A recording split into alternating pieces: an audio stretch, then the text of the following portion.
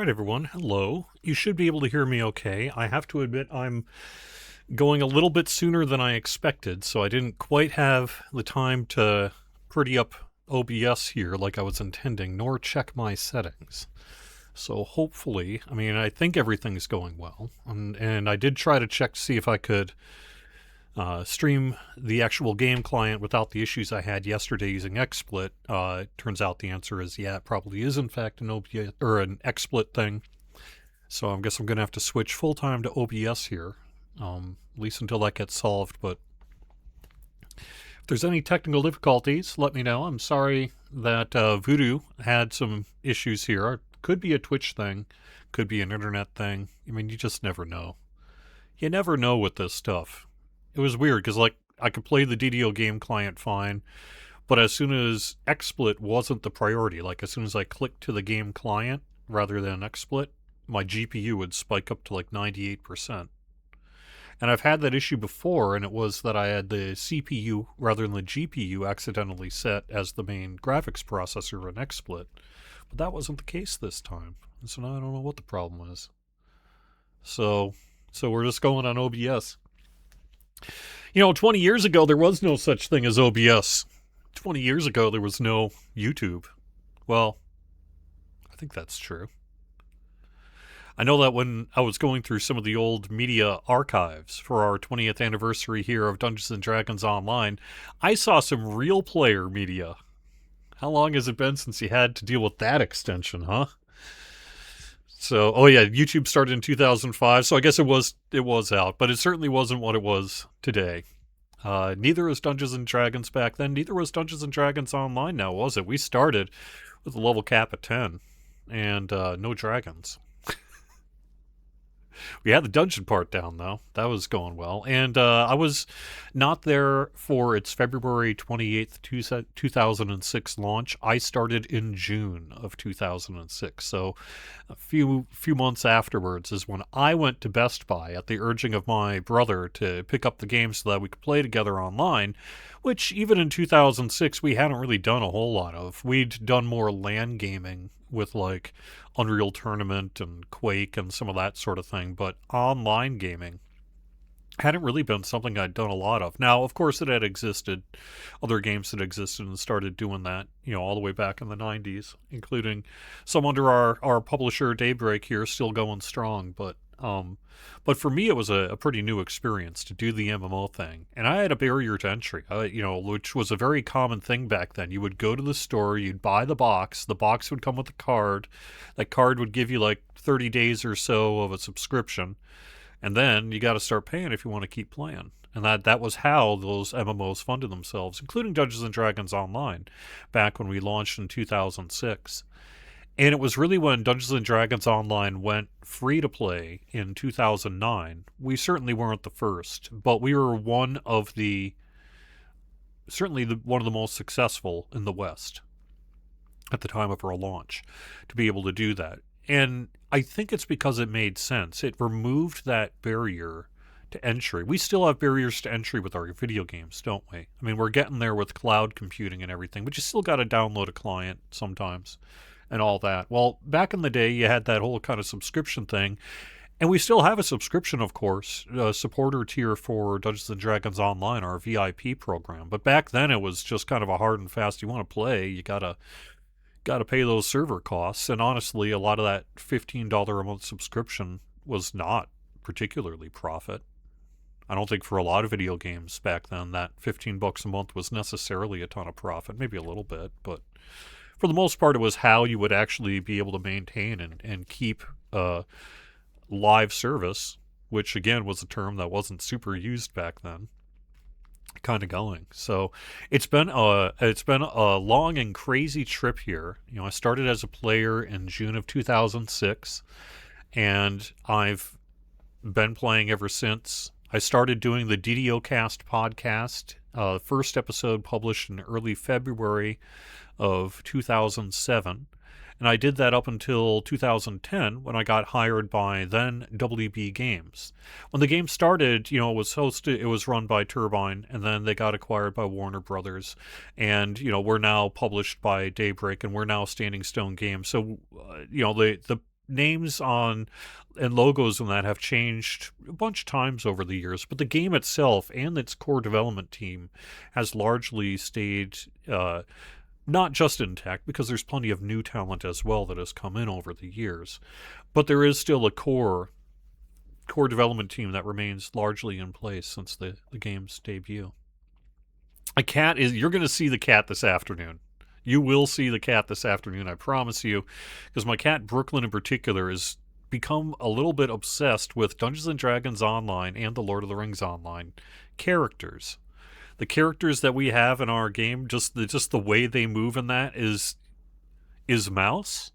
Apparently, is what my cat Brooklyn thinks, because frequently in recent months, as I've gotten this kitty and acclimated him to the house, he will be like on the screen trying to grab the DDO characters, and it never isn't funny unless I'm trying to actually do something, which can be kind of a pain because I have to change monitors with it. So this is going to be a really casual, longer show today is the idea. And we're here to celebrate Dungeons & Dragons Online's official 20th anniversary. It was 20 years ago today that everybody could get into the game. The technical start of the game was something like the 26th. Technically, maybe even late on the 25th, depending on whether you were connected to the development team or something like that, right? Because there was an early access period to kind of get into the game for beta testers and things like that on the 26th. But it was the February 28th, 2006 that the masses could get into the game. Anyone who went and bought a box could go ahead and play it. And so since we're having our actual 20th today, I wanted to just kind of have a stream to celebrate it. You've seen me do these anniversary streams in the past, sometimes longer, sometimes shorter. A lot of times I go into the game world and drop stuff. Over the years, I've caused all sorts of problems and had lots of fun, and generally it's been appreciated. But I'm not doing that this year. And the reason is not really that hard to figure out, which is that game performance has been probably the biggest thing that has driven us over the past year. And despite what we might be seeing, say, during points this relation, my cat just muted my mic. Another thing to watch out for. But we have made significant progress. And part of that is a growing sensitivity to, I can't interrupt people's game experience on a Saturday by being in game and flooding instances and causing problems. So I'm not going to do that today. Instead, what I'm going to do is start digging through some of the archives. I've gone through yesterday and in preparation and put together not hours worth, but maybe at least probably an hour's worth of just archival material and things like that we're going to react to live here on the live stream. Some old videos going way, way back. Something I want to mention when we do get to the videos here today as well is that you're going to see logos that aren't current. And it's really the only way I could actually get this to you in any sort of meaningful way. I think in a perfect world, I'd have gone back into, say, Premiere or something like that and cut out all the logos. But even then, just remember, these aren't active promotions. These are historic artifacts. What you're seeing here today is really a museum of DDO rather than it is a series of active videos and that. So you're going to see some old logos and some old things that we really wouldn't do today, be able to show you today. But because this is just old video archival material, we're going to go with it anyway. But I just want you to be aware, because it is important in terms of, from us as a company perspective, that you understand that this is historical ephemera rather than, say, an active promotion. So let me kind of give you a sense of maybe what I'm talking about here right off the bat. What should we start with? Why don't we start with...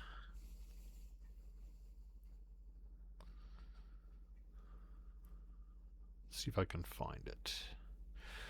This is an old advertisement, and I believe that this something at one point ran on G4.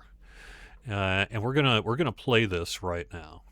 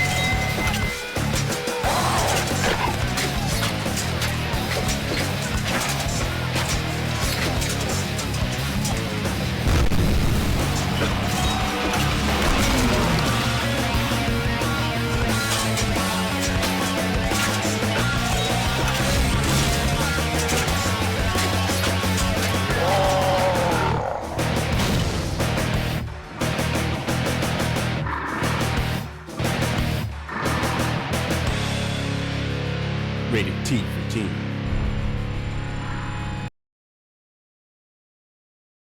Now the thing about that one, there's a couple of things I'd point out in that video. I wonder if I can. I'm actually gonna hit. I'm gonna mute it. I'm gonna replay it and just real quick mute it, and then point out a few things in the video. Let's see. How do I do this? All right, that'll mute it. So then I can cut the. Oh no, wrong one. Oh no, now I've ruined everything. Gosh darn it. This is why I like XSplit, by the way. In case you're wondering why I'm complaining about any of this. Because I don't have to deal with this sort of thing. Alright. There we are. We're close enough anyway. There was a couple of bits in this video I wanted to point out. First off, hey, that was some pretty good edited combat footage, wasn't it? They don't really do that kind of so much. It's actually surprisingly difficult to pull that kind of combat footage off that successfully. And the fact they were able to do that back in the day, I think, really belies the fact that this was a launch of free-to-play budget. So there was, some real production money behind this video. But also at the end here, see, the best combat of any MMO, which I still agree with, Kick Some Axe. Kick Some Axe was an actual term that we used. Oh gosh darn it, I just did it again. Back in the day.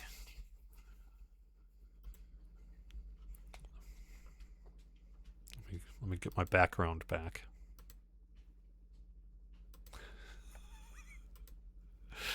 This is what I mean about being a casual stream. I'm trying to do a bunch. There we are. But we actually used the phrase kick some axe in our advertising back in the day. It was short-lived, though, because I remember it wasn't too long after that. Now, I had not been hired by the company at this point. I was doing the podcast in full swing when this advertisement ran back in the day. But it was really a short-lived one, because I think, as funny as the pun was, and, if you think about it, the DDO team and the people behind these games, we're into our puns. I mean, if you think about the original name of the company, Turbine, its slogan was "Powered by our fans," which is a play on words, because right, it's a turbine powered by our fans, right? We're all full of this sort of stuff all throughout. But Kick Some Axe is one of those that just kind of has stuck with us over the years. Inside of the office, we'll be like, "Yeah, remember when we said that?" So, yeah. I think I will probably do a few chat giveaways and that sort of thing later on, but right now I'm focused on actually putting together a quality show rather than trying to set myself up with Moobot and all that sort of thing. And we've got all afternoon here, so yeah, we'll get to it eventually, but I'm not going to do it right now. This blazer is funny because I've actually worn this blazer in other anniversary videos in the past. I kind of only have one because I work in video games. And I like this one because it suits me very well. I like corduroy in general.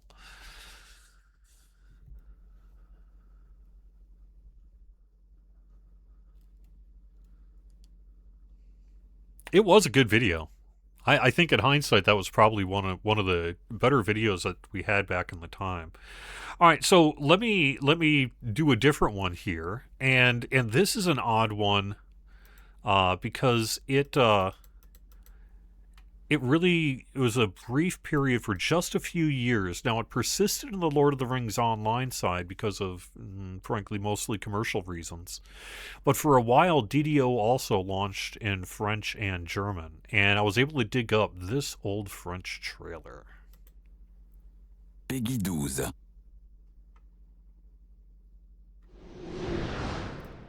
J'ai traversé d'interminables contrées.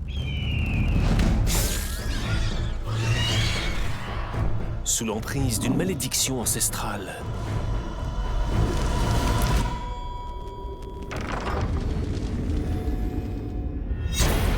Pour braver les plus dangereux donjons. Plongeant dans l'obscurité, ignorant ce qui se cachait dans l'ombre. Prêt à tout risquer. Pour acquérir des richesses et une puissance au-delà de toute imagination.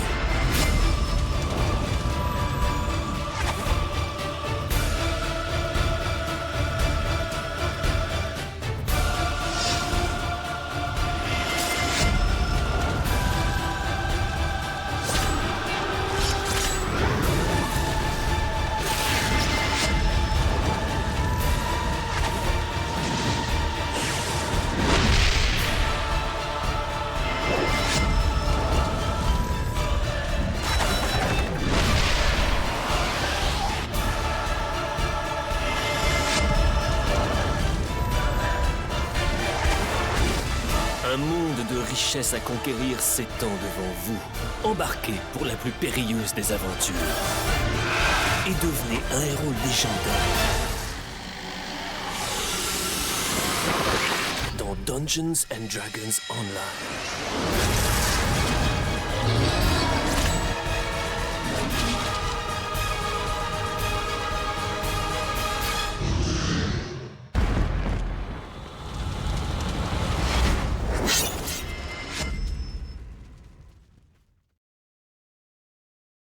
How cool is that, huh? Isn't that a neat trailer? Another one, though, you can really tell that, so back in those days in particular, right, and we still have plenty of money spent on these things these days. You would be shocked at how much some of these trailers can run to put together. But back in those days, especially in the Warner Brothers days, right, they had, because they're Warner Brothers, they had deep resources for things like trailers and video editing and really stuff that they could just throw people at in a way that you typically don't see in a lot of video games these days until you get into sort of the this game's coming out and it's a AAA game sort of space. But back then, we had some deeper resources for those kind of video trailers, and they went through a very long process. You know, something like that would have taken, I don't even know how long that would have taken to get together. I wasn't a part of it. But 6 months wouldn't be a surprise, for example. And it's because of all the approvals and everything around the line and all the work that was put into it. But, you know, it's something they were going to put a big ad campaign behind, presumably in France. I don't know if that ever actually happened, though, or not. That's the thing, is I don't remember, like, I was in the office at the time, but I wasn't working in that aspect. At that point, we had a marketing team, a whole section of the office, right, full of various people. And other people were involved in that kind of effort. So I had never seen that one myself until I was digging through the archives here, and I was like, what? That's awesome. There is, in fact, actually a German version of that as well. But I was having a problem getting the video to work because it was saved in some kind of weird video format. So I can't show you that. But I was able to show you the French one there, and I thought that was particularly cool.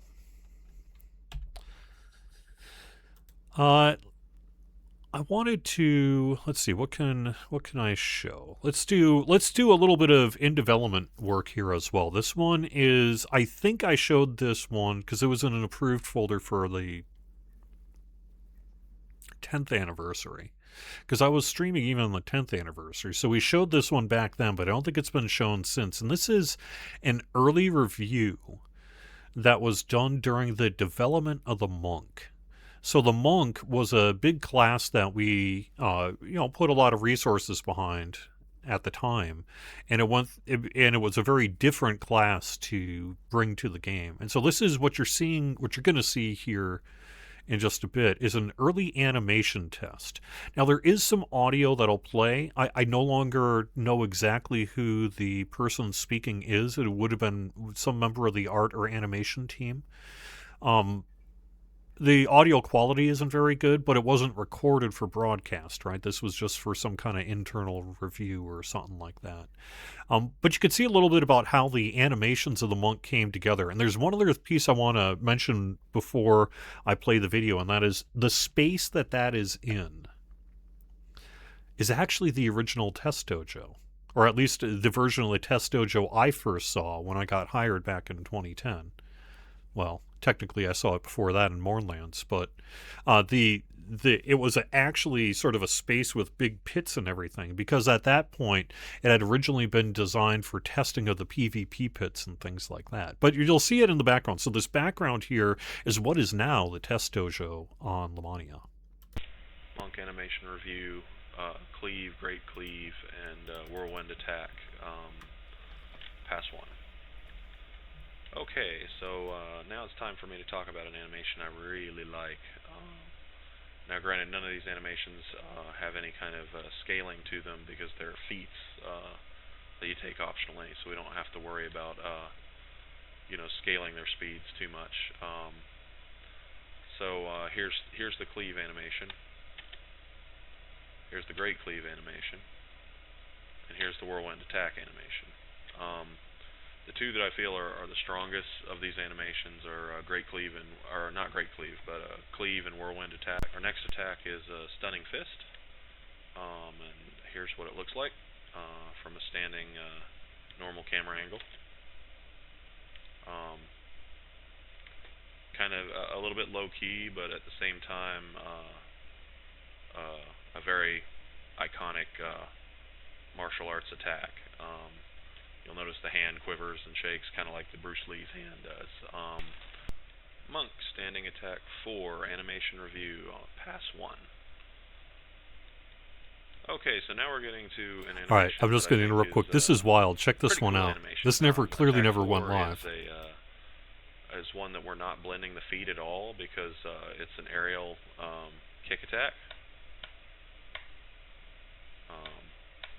Blends very nicely from 3. I'll show it in all the cardinal directions for you.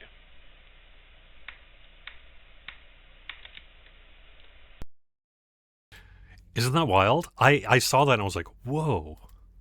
Huh. But then it occurs to me, well, the reason it was that way is that I think was at a very early stage of the monk's development, when the idea, rather than, say, finishing combos through essentially the enhancement system, instead it was going to be like button combos, things like that, right? So that you'd have more direct control over punching and kicking and what have you. But over the course of the class's development and trying to integrate that sort of thing into the gameplay, I think it was fairly early on abandoned in favor of something that just was going to be more sustainable and workable. But there's a remnant clearly of that back in the past. Isn't that wild? A back kick? Huh. Crazy. I thought that was just wild when I saw that, so. Yeah, it would have been really interesting. And if you think, though, I think it was, at the time, they were in part inspired by Magicka. If you remember the old Arrowhead game Magicka, which did spell casting using a series of combos at the time, and then you could have essentially an infinite number of things. I think there was some inspiration by that in the early development of the monk, but I just thought that was a particularly neat video. All right, let me go instead to just look at.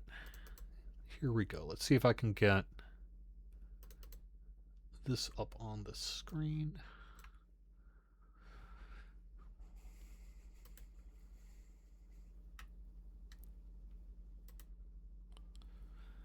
Yeah, I have to move my stream chat over. But you can see this. So these are some early storyboards that were put together, I believe, for one of the trailers here. Let me see if I can... Here we go. Yeah, so this would have been early storyboarding for what ended up being the initial intro sequence to Dungeons & Dragons Online.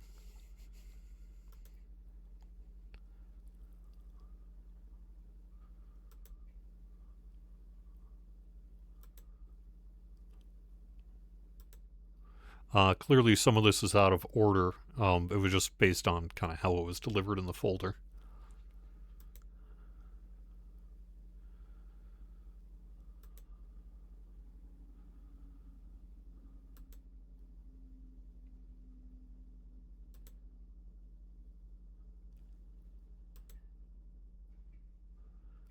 I should get some music going if I'm going to do a long series of images here. Maybe I'll do that here in a sec.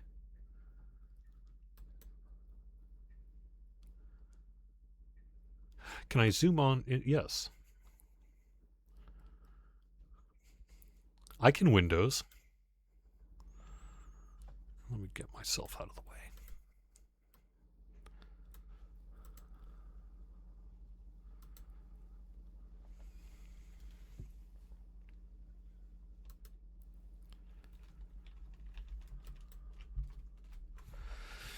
Oh, kitty, kitty, kitty. This is going to be our problem today. Is this guy right here?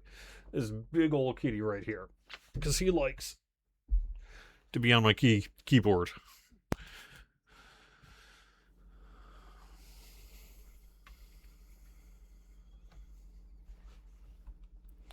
Just to be safe. I don't think there's anything here, but just to be safe. Let me yeah.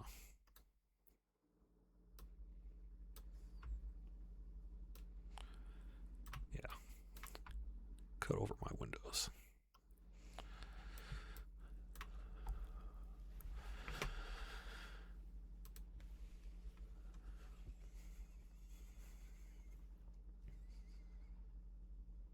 You know what? Let me actually get this is some audio that I'm working on. So I and Bill Champagne, our composer, myself, and Knockback in particular have been working on a 20th anniversary DDO soundtrack. We weren't able to get it done this week in time for this week because it just needed a little bit more work. But it'll be coming out as part of this anniversary cycle here in the near future, and it's coming together really good. So what you're hearing here today is essentially just pieces from it. And let me lower the volume, make it so I can hear it as well. There we go. Now I can hear the music as well.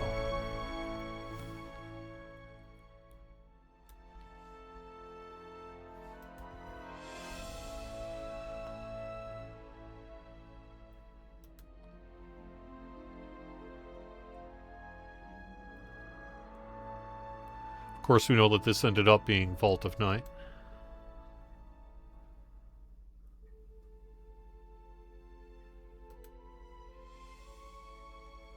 You'll notice each one of these DDO characters has a name and a backstory and such that was developed for the launch of the game. At one point, it was thought they might be recurring characters, but they never really did become much outside of the trailer there.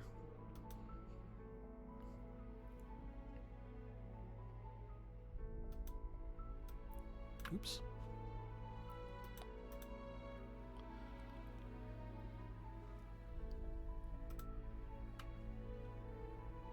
See, some of these are out of order just because of the way the files were named.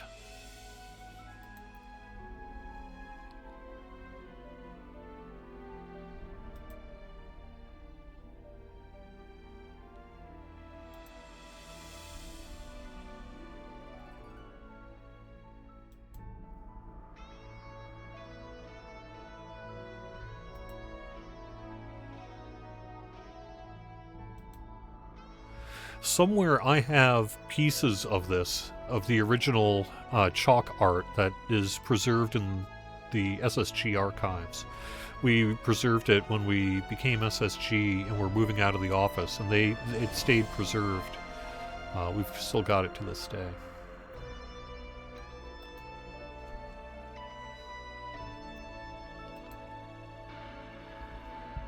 That's always been one of the more effective scenes of this trailer, is that one where the shadow is descending over the rogue's head there, and then you start to see the tentacles come down. Even back in the day, I was like, ooh, that's really good.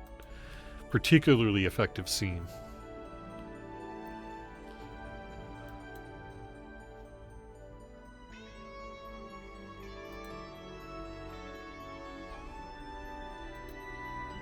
You can see some of this never made it into the final.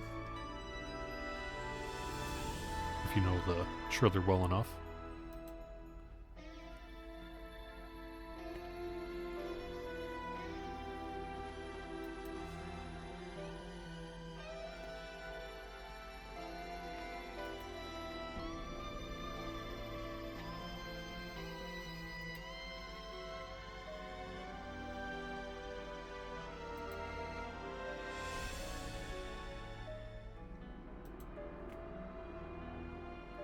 So even in launch, right, they had plans for the Scarrow.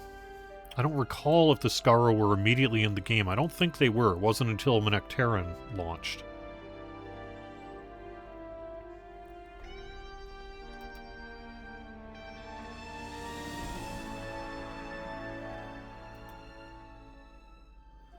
Another really good section of the trailer.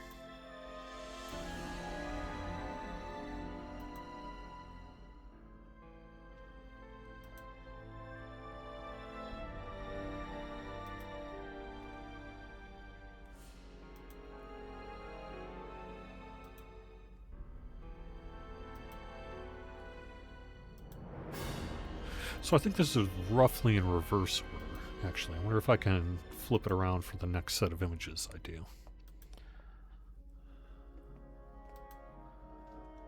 can see some of this got cut in time to just be that one bag thrown on the table, essentially.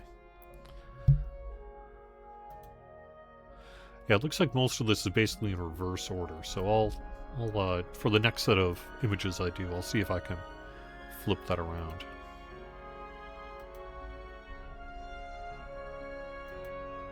I served in the last war.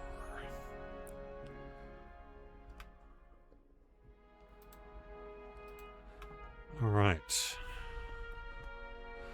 Let me get a new set of images up, see what I can do here.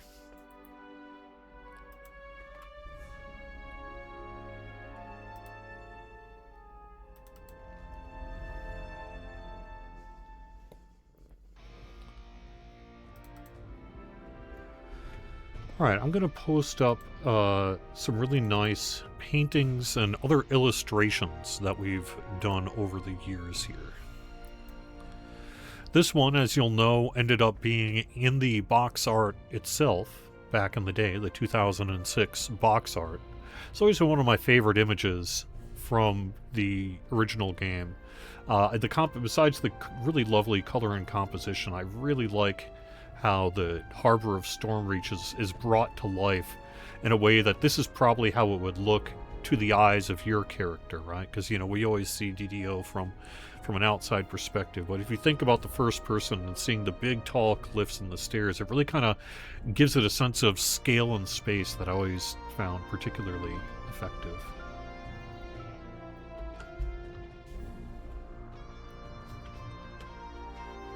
You know, it's true. I've not actually looked at enough chat. Let me quick go through your chat here while this is up and just enjoy this.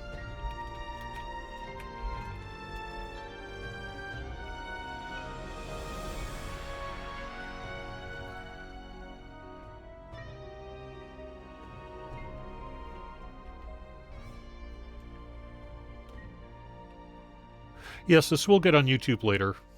Hopefully it doesn't run into any difficulties showing some of this old video and such, but it should be fine.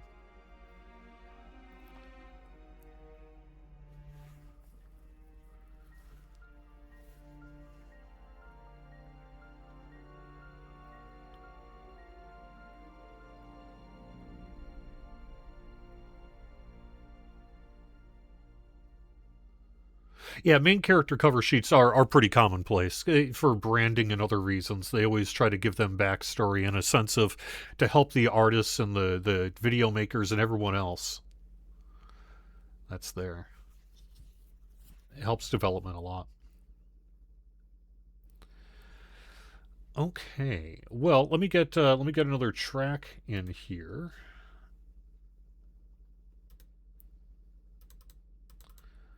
Well, I'm going to go through a few more of these pieces. Why don't we do...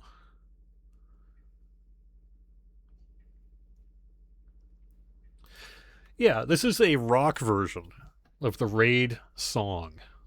So I'm going to go quiet here and just sort of play this, and then I'll scroll through some of these images. I'll pop back in if I've got something I need to say while this is playing.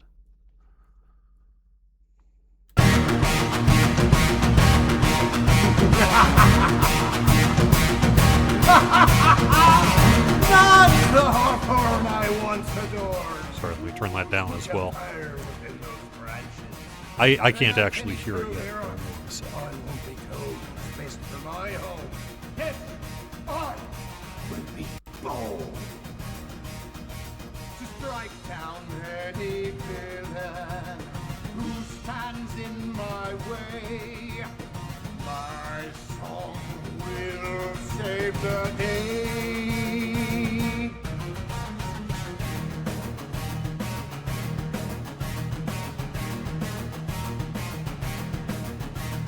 Let's begin this final act where I show you it's doubtless fact that tearing down the ladron walls will usher freedom for us all. Nature's beauty and its truth, of course, informed by my worldview. You'll see those pesky elves can't stay. I will reshape our realm today. But what would you know of the truth? Your love that withered like your root. Your fear how much my power grew. That's the core of our dispute. For centuries, you haven't changed, although I wish you would. For all the power you have gained that you won't use for good. You think they left for fear of truth? Sorry, I disagree. My reason was you've always loved yourself and never me. Enough of squabbles of the past. I will not take your bait. I'll keep that portal tethered shut. Defeat will be your fate. No, Saladrin have to go. To prove I am the true hero. Once they're gone, the world will know. I am right, let nature flow. The only thing you've ever known is how to boast, complain, and moan. When this ends, you'll be alone, pouting on your broken throne. The only thing ever known is how to boast, complain, and moan. This ends, you'll be alone, pouting on your broken throne.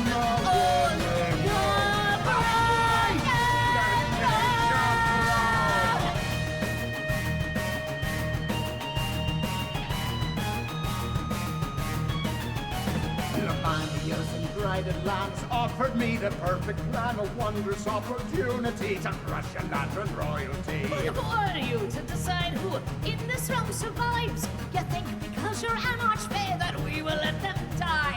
Look at you, what you've become. They have you trapped under their thumb, twisted you with all their lives. Their palaces corrupt their skies. Your bitterness pollutes your leaves. You were never truly free. You never strayed far from your tree. Admit it, you wish you were You me. never listen, never learn, despite how long it's been. Though I feel not the taught and now my bark was never thin. I met the Fae of Godwinwood, I've known them as you never could, and through it all, for bad or good, every challenge we've withstood. No, Saladrin have to go. To prove I am the true hero. Once they're gone, the world will know. I am right, let nature flow. The only thing you've ever known is how to boast, complain, and moan. When this ends, you'll be alone, pouting on your broken throne. The only thing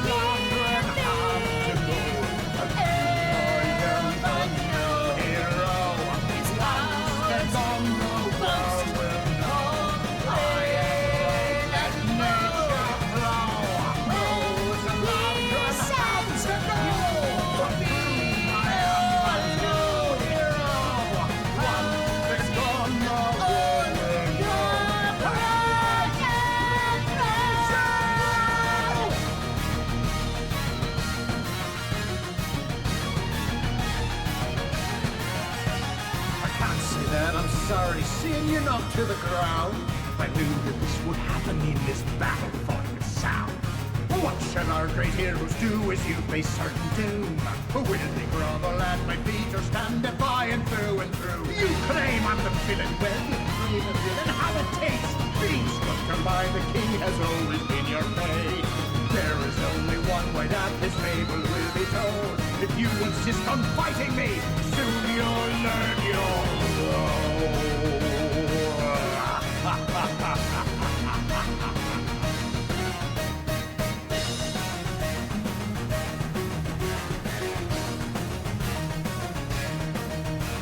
You tried your best to down me, but darling, did you know that you could never fool me? You're not a hero. And now that you've been dealt your due, you'll see what always has been true. I have never, we have never, ever beaten you.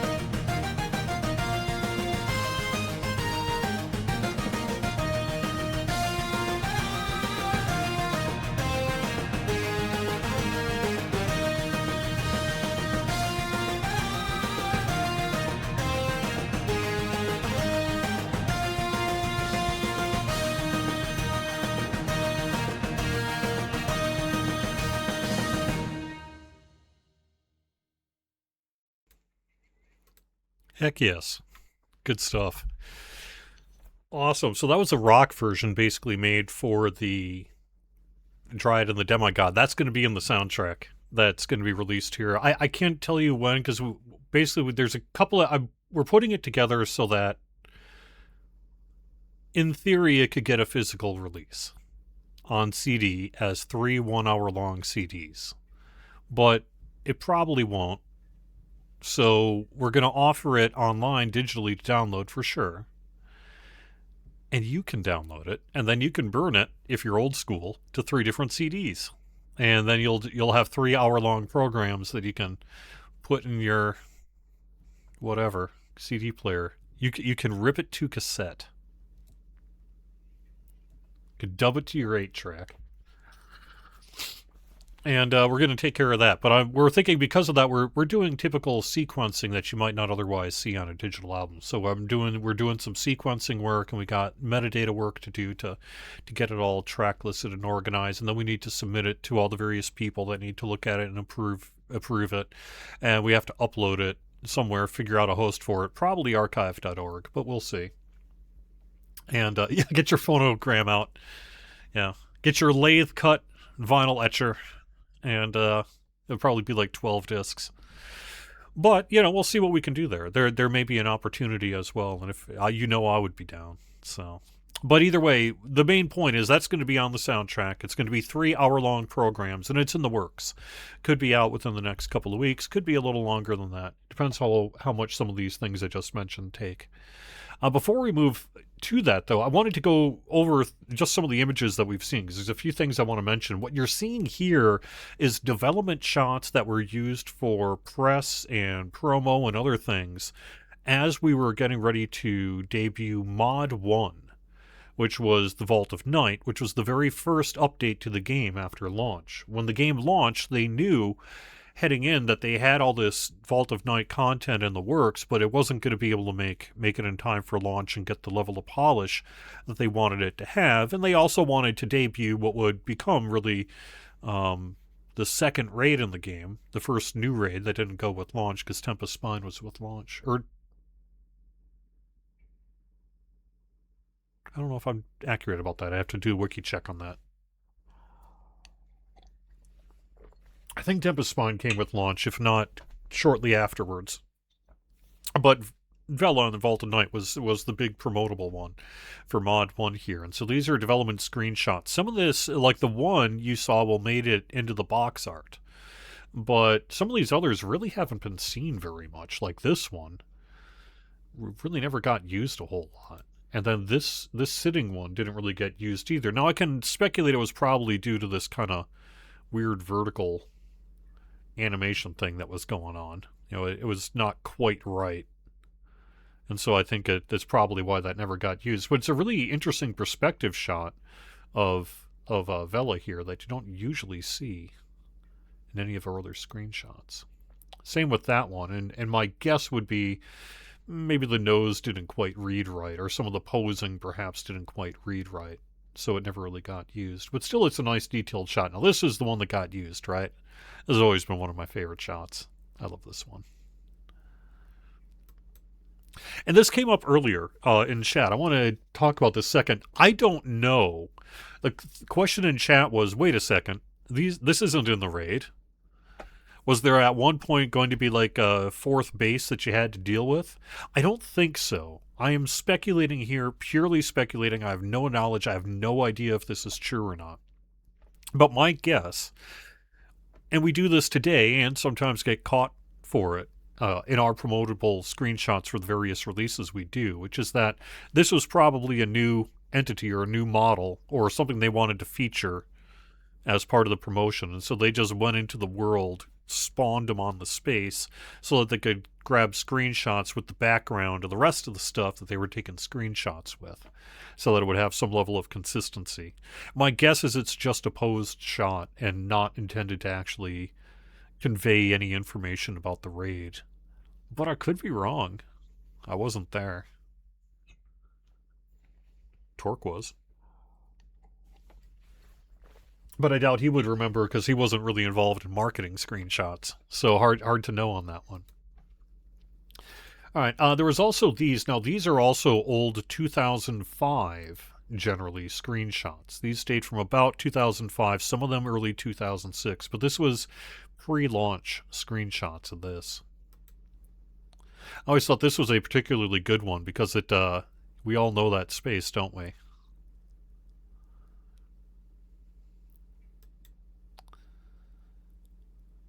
That was always a pretty nice one, too.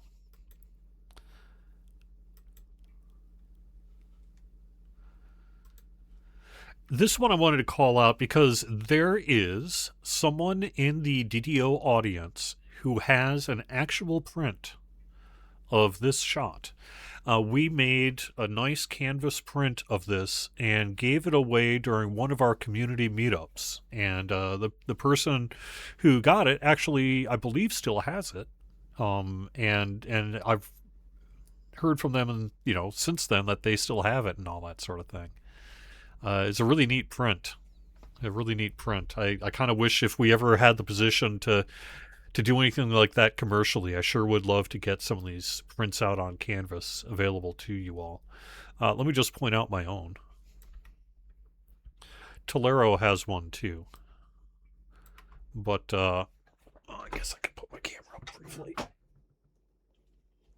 This is a canvas print I've got. And that's from about 2013 era. Debut of the Artificer. And a debut of I guess what you call in the business evergreen key art. And what evergreen key art is stuff that you can just kind of drop in and use without having to worry about tying it to any kind of specific content. Just a generic image, essentially. And this was made essentially for executive offices. And then when things were undergoing transition, they were going to get rid of them. So a few of us were like, I'll take one. And I did. And it's great.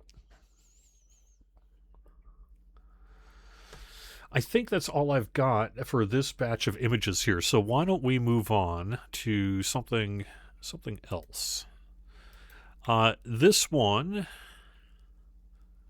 is some B-roll that was taken, I think, for a trip to Gamescom in 2011 or so.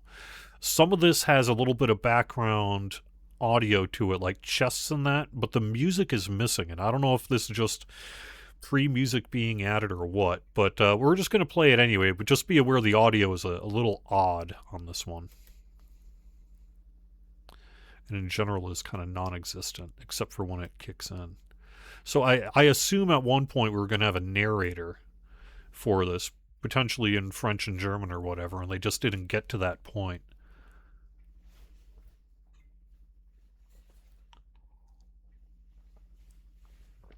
But this is just some old, it was just called,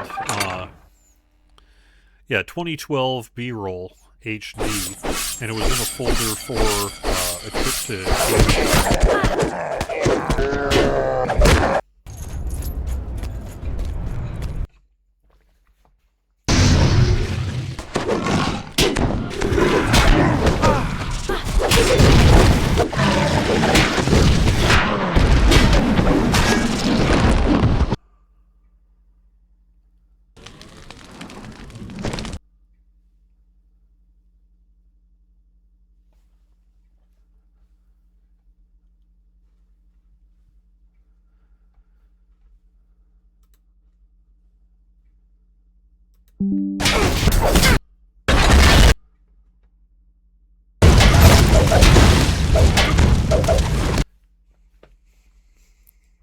Weird, huh? Isn't that a? But that was a neat footage. That would be the kind of thing. I think it was meant to basically just run in the background of the TV sets for the kiosk they had going at the time, or it was going to be used for some kind of production that just sort of kind of never really happened. All right, this one is a commercial. I can't remember what this one was for, but we'll just take a look at this.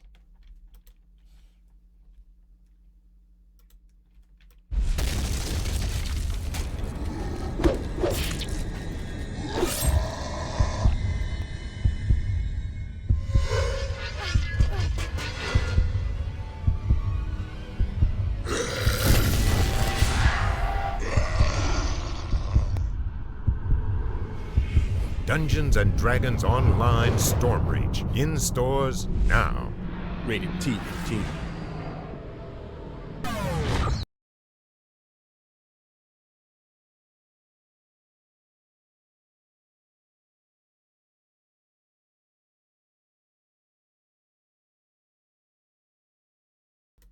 Oops. Yep, there we go. Mostly cinematic, wasn't that one? And clearly like a 30-second spot TV commercial for the game being launched. I don't actually know, like I said, if it ever actually got used or not. I never saw the commercial on TV, but then I didn't have cable TV, so I probably wouldn't have. That was just never something that I worried about. All right, before I think take just a little bit of a break here and load up another set of videos and such. Let me go and play this. Now, this one is goofy. I will warn you. I will warn you ahead of time. This one is super goofy. This is just now, and it's meant to be just kind of goofy, but you'll see. When you have Dungeon Master VO recording sessions, you'll often find that they do various things to warm up. They do things to bring up their energy level.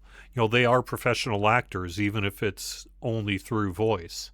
So they do warm-ups, they do excitement things to kind of build up their pace or slow down their pace, if perhaps that's what the role calls for.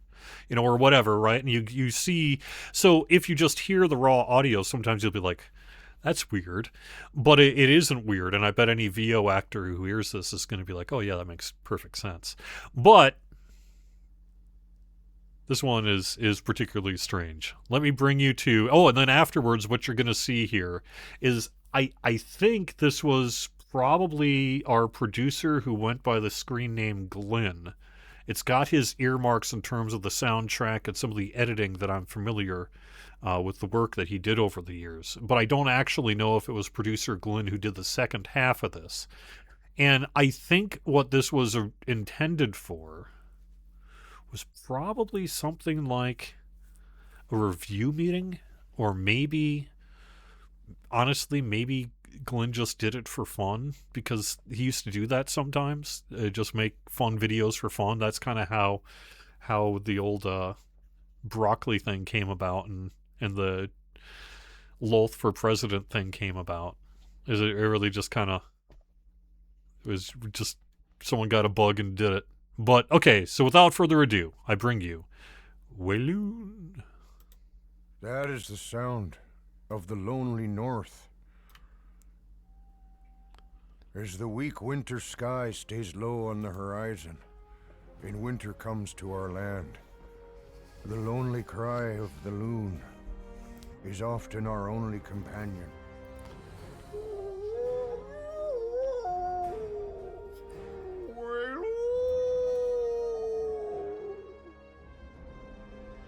That's right, you heard me. Walloon! Walloon! Walloon! Walloon! Oh, Walloon!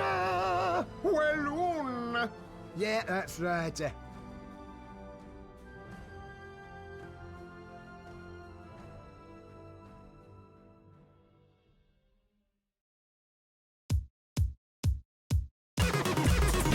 Shaded time.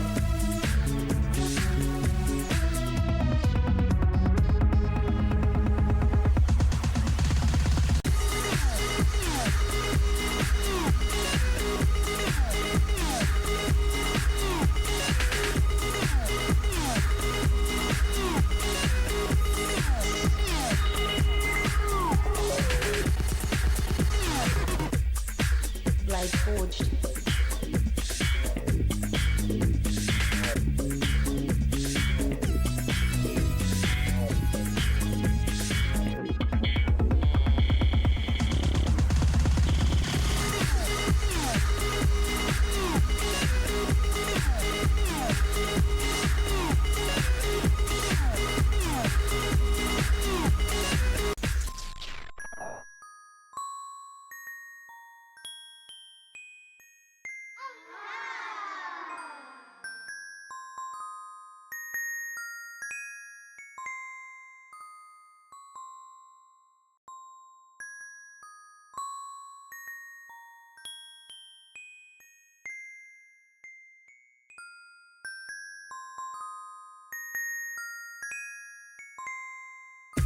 Morning Lord.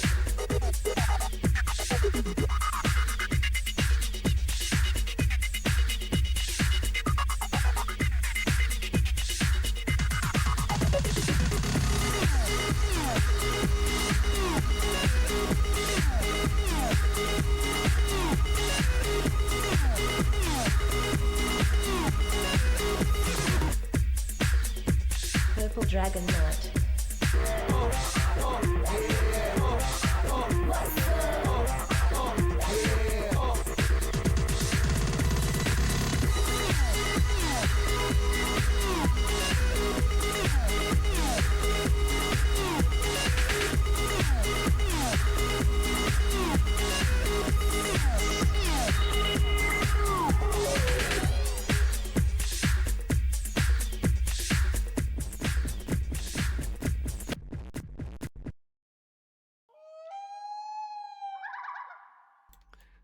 Isn't that a weird one? That's fun though. I don't really know what that was made for. Like I said, I think it was just kind of just like the On a Boat video that involved Lessa and Clinkenbeard and some of the others that have been done over the years, Be a Broccoli, where it was an idea and then whoever did it just sort of did it. So So crazy. While we're at it here, I'm going to play. This is audio only, so I'm going to probably just listen for this one. Let's see, where did this go now? Yeah, here we go. This is a series of audio tracks. I should be able to just play this through desktop audio.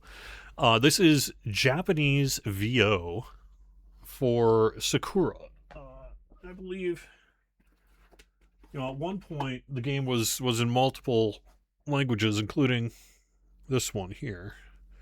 And there was some DM work that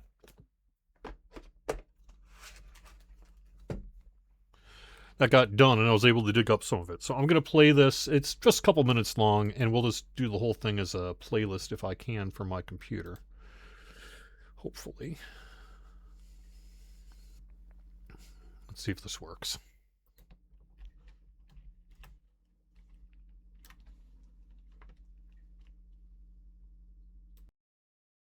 役に立たなくなった。ハウスチュラーニのレンジャーのライアディール・アローフェルは死んだ。ハウスチュラーニに協力していたソーサラーのアーリン・フェザークレストは死んだ。マン・イーターは死んだ。ハウスチュラーニに雇われた傭兵部隊の一人を殺した。木が石の上を引きずられる音とともに、ブツブツと悪態をつく声が聞こえる。どうやらハウスチュラーニがせっせと遺跡を発掘しているようだ。ハウスチュラーニにとって極めて重要な物資の入ったクレイトがこの廃墟の壁に沿って並んでいる。衛兵の一団が物資を警備している。ドラゴンが叫ぶ。私はアーラムとの取引を後悔してはおらん。他の道はなかったのだ。ドラゴンが叫ぶ。私はここを生きて出ることはかなわぬ。私の犠牲を無駄にはさせんぞ。どうやら私の言葉は無駄になったようだ。さあ、私たちの運命を血で書き留めようではないか。ドラゴンが叫ぶ。無知な子供たちよ。私が単なる強欲のために自分の自由を売り渡したと思っているのか。ドラゴンが叫ぶ。クンダラクの破片に恐ろしい災難が記されている。私は研究を完成させねばならん。ここでは何かがおかしいと感じられる。ブランヒルでファイヤーガウトを倒したツインホーンは死んだ。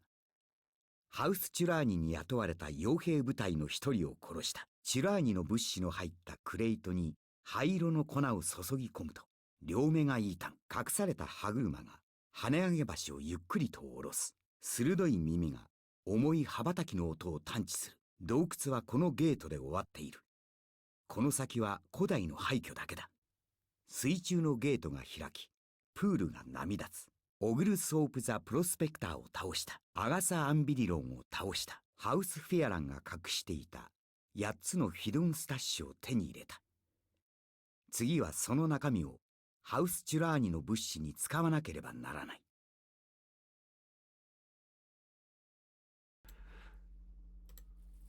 Yeah, that came through okay? You were able to hear that okay? I couldn't really hear it while that was being played, so I'm not 100% sure that came through, but I hope it did. It sounds like it from chat. Okay, loud and clear. Okay, this next bit I'm going to do is actually some of the original Elminster VO session here as well. It may seem folly to say well met when the darkening approaches, but the years have shown me the best course is oft called foolishness by some. Fools care not for the odds, after all, and fools always believe in themselves. So I say to ye, well met. Closer to my home, Lolth now wages war on the kingdom of Cormia, in a little village named Evening Star. This rift and that war are bound together in her plan, and so are you, I suspicion. Hark! I sense that she has dropped her guard again, occupied with her sister, most like. I must leave while I can. Find thy way to Evening Star. I will meet you there. 'Tis a dangerous journey, but ye seem to be accustomed to dangerous journeys. I think all of that ended up being used. There was a few lines I saw at one point that I wasn't sure if it had actually gotten used or not. Let's see, where did that go?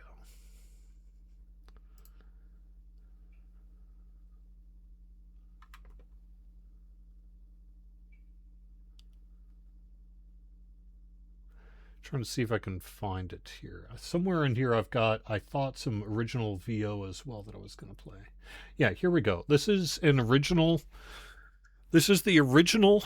Unfortunately, if there was one thing that I could have gone back into 2000 and, well, at least according to the file, December 18th, 2005, and told them, was like, say the guy's name, do an intro slate.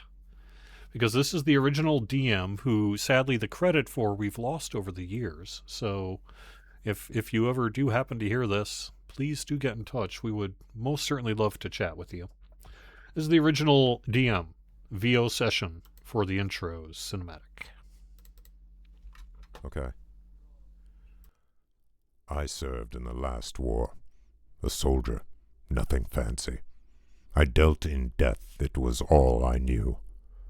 But with the war now ended and my home destroyed, I cast my eyes to the horizon and the city of Stormreach. The bards sing of this ancient city cradled just beyond Shargon's teeth. With tales of danger and endless riches, it called to someone like me, a warrior, a mercenary, an adventurer, a lost soul. This time fortune smiled upon me, for I have found many like myself, heroes from the far corners of the world, dealers of death, life, courage. We join together at taverns across the city and charge into the abyss, searching for the ultimate reward, setting steel and magic against impossible foes. I've fallen many times, only to be spared. And each time I wonder, will this adventure be my last? Now storms gather on the horizon, evil rises from the waters of despair and misery. An ancient and terrible curse is upon us, and they call it Stormbringer.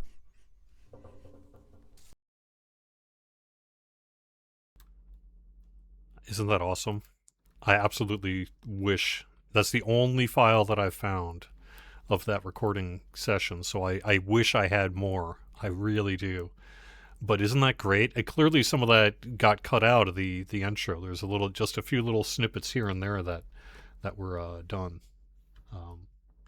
Awesome. I know it's such a great. That person did such a good job. I wanted to put this up on the screen. This is the original mock-up for the box.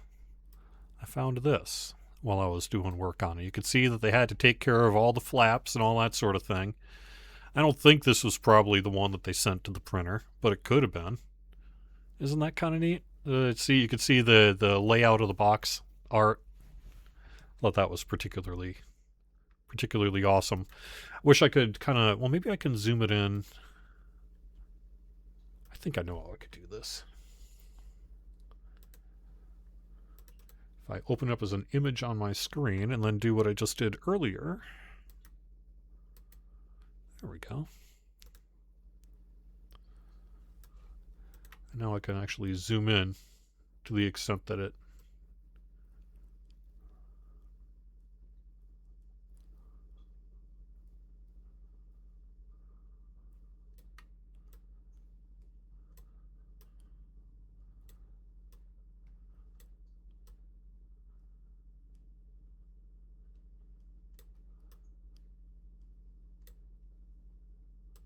Now, a lot of us already know this because we have this box ourselves. I still have mine over in a crate of physical video game media.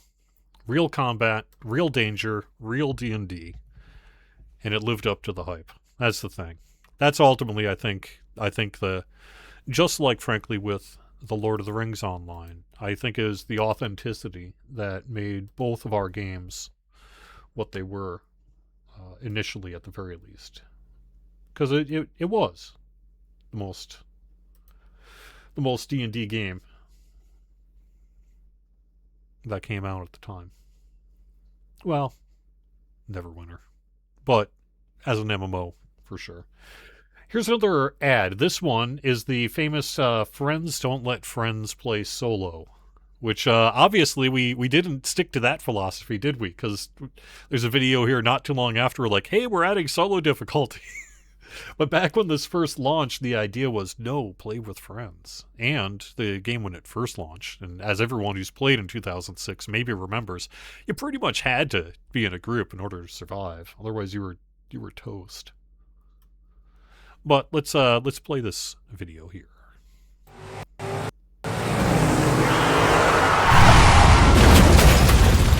Every year, millions of lives are wasted senselessly.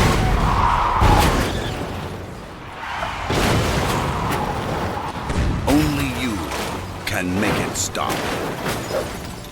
Friends don't let friends play solo. Real teamwork, real danger, real D&D. Dungeons and Dragons Online. Stormreach. Pre-order now. One of the things that I hadn't really thought of at the date is, you see the pre-order now? I don't remember back in 2006 having quite the pre-order culture that we have today. I don't think I ever would have considered pre-ordering anything back in 2006, but clearly some people were, and GameStop was already doing it or something because of that advertisement there. But I thought that was pretty crazy, wasn't it?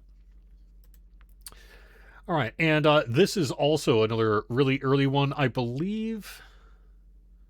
Well, I'll know afterwards. Some of the file names, this is just called Dragon_21, so I don't 100% know, but I think this is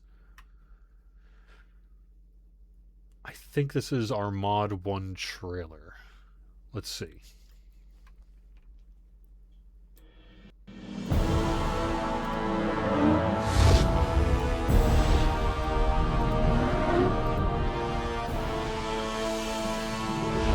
A dangerous threat has come to Stormreach. A red dragon has captured the Vault of Night. Coming this April, one of the fastest growing online worlds just got bigger. Dungeons and Dragons Online, Stormreach. Pick up your copy today. Rated T for Teen.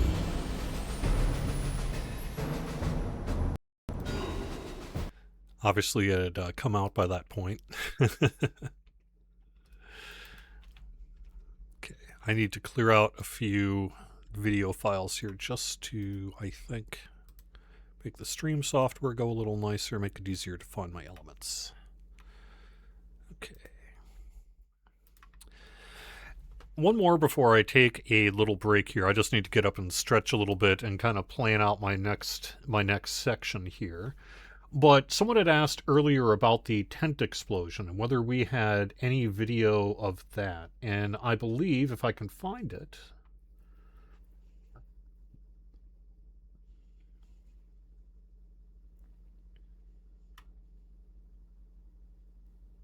Yes.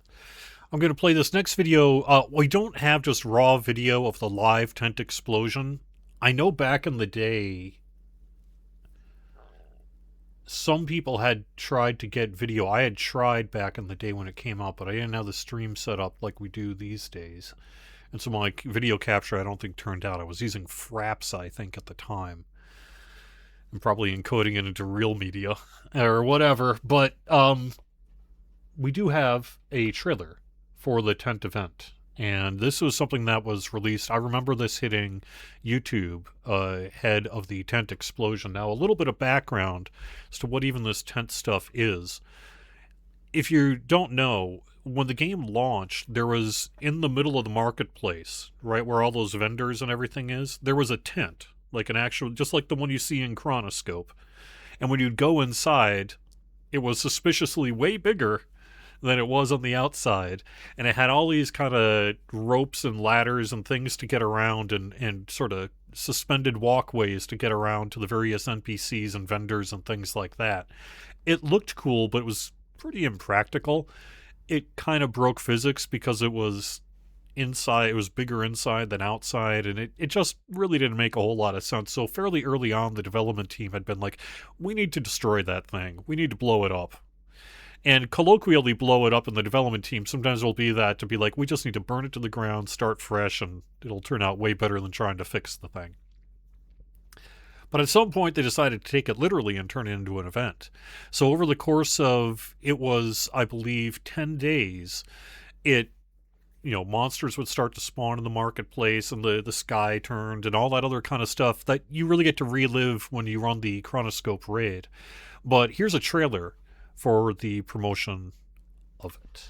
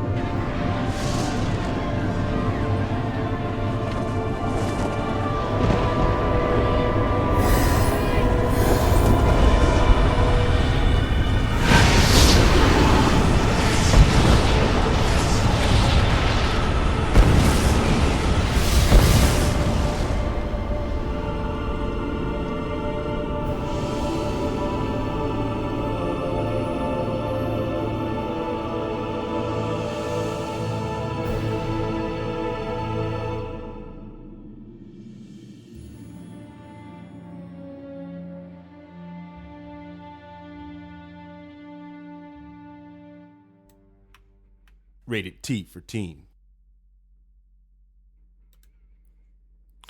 Now, obviously, that was a world in which they were trying to get people to kind of impulse buy their way in, to try to get new subscribers and all that. And pretty neat, pretty neat.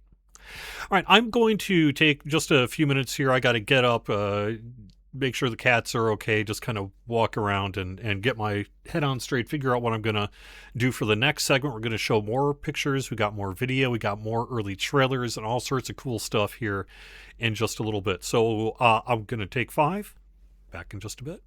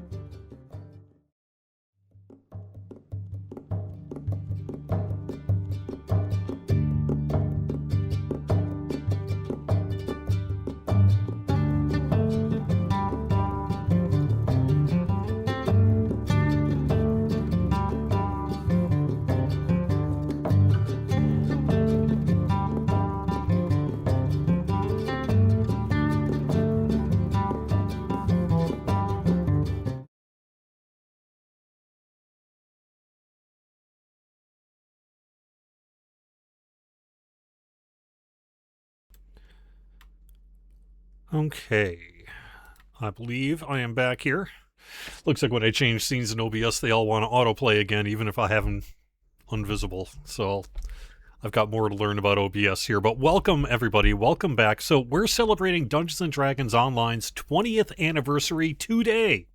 It was exactly 20 years ago today that folks were in-game leveling up all the way to 8. Because if I recall, when it launched, it was 8, and then it was 10. And then it was like 12, 15, 18, 20? It's off the top of my head. I might be wrong about some of that.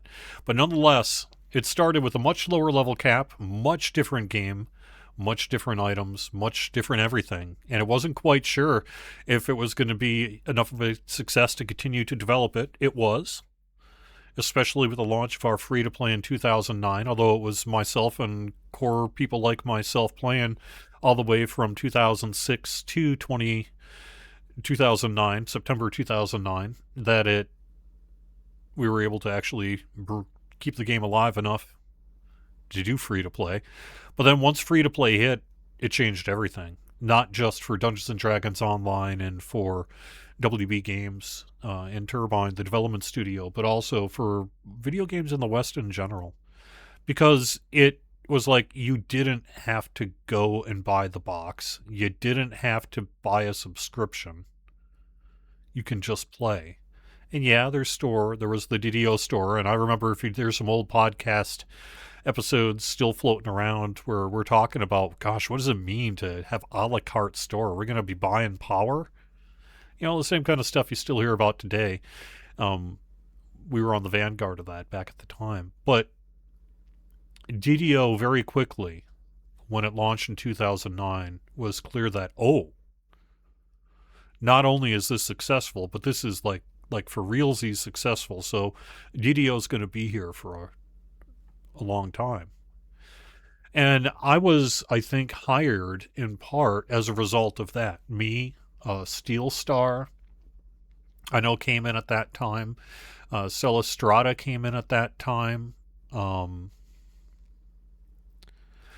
had already gotten hired a few years earlier. Some others as well. So a bunch of us got in really as a result of that budget that going free to play had allowed. I remember this is when I was a player, not part of the company, but they had announced they had 1 million. We hit that 1 million mark in terms of account signups as a result of free to play. And pretty much every free to play game outside of World of Warcraft and maybe EverQuest, a few others that were already quite successful, took note. And they were like, we're not struggling to hit 10,000 subscriptions. We got 1 million players, and all we had to do was ungate it. And it's not like we weren't making money. Turns out you have 1 million people giving you pennies. It's much better than having 1,000 people giving you $1. So something like that. And that's kind of how it all worked out. And I've been here ever since. I remember when I was hired, I had worked in radio and journalism for about not quite 15 years, I guess 12, 13 years, something like that at that point. And the radio industry had really kind of died. And the radio journalism industry in particular really died after some work was done in the United States in the late 90s that really made it so radio stations didn't have to worry about having newsrooms anymore. And as a result of that, I was very quickly finding myself in a position where, what am I going to do? I knew I was already doing the podcast and having some success with that, particularly for that era. The DDO cast was quite successful. And I applied. I got lucky. I had skill, but I got lucky. I was able to get in. And it changed my life, and it gave me my dream job. It was really, I remember when I was a little kid, it was like, well, what do you want to do? First, I wanted to be an author, wanted to be a detective at one point. But then I was into D&D since about 1983. If I was able to go back and tell myself, you're going to not only work for a video game, but you're going to work for D&D, the video game. My mind would have been absolutely blown. It would have been, all right, adult Unk. They didn't want to call it back that the day, but yeah, Unk, go for it, man. And I did. But I remember when I got hired, I started in November of 2010, and I had moved up to an apartment in Massachusetts, which, you know, was a culture shock living in the Midwest, and had most recently come from Georgia, where I had just moved for about 6 months. And I was like, how long? Okay, this is my first video game industry job. Maybe my only video game industry job, as it turns out. And how long am I going to get to do this? You know, is it worth moving all the way up to Massachusetts and upending everything to say yes to this job? And obviously I wanted to say yes. And I was like, well, how long? I was like, well, okay. If this game will last for at least 3 years, it'll be worth all this. If I can at least do this for a couple of years. Will an MMO, is it even possible for an MMO to last 8 years from launch? Really? I mean, by that point we had EverQuest, you know, so it's not like there was no Ultima, I think was still going at the time. So it's not like there was no precedent. But I think the idea that a game could hit its 20th anniversary and still have all of you here with us in enough numbers to make this basically go perpetually, as long as everyone wants to keep supporting us. You know, as long as the development costs come in and you get enough profit to make everyone else happy, you can keep going basically forever. And nobody really knew, I don't think, at that time, or very few people really knew whether that was going to be our future, whether we were going to still be in the cycle of that time where, you know, you hire a team, you build a box game, it gets put on store shelves, and pretty much after it's released, then everyone loses their jobs and moves on to the next game. And this idea of making a lifelong career out of working for a games as a service, I think, was quite something. So, but I remember at the time, I was like, if I can at least do 3 years, gosh, DDO, make it 3 more years. And I'm going to do everything I can to make sure that happens. And we did. You know, we did. That we launched Menace of the Underdark and Shadowfell Conspiracy and all sorts of things at that point. Artificer House Caneth, I remember, at that time. A bunch of really good things. Caneth Crafting debuted at that time.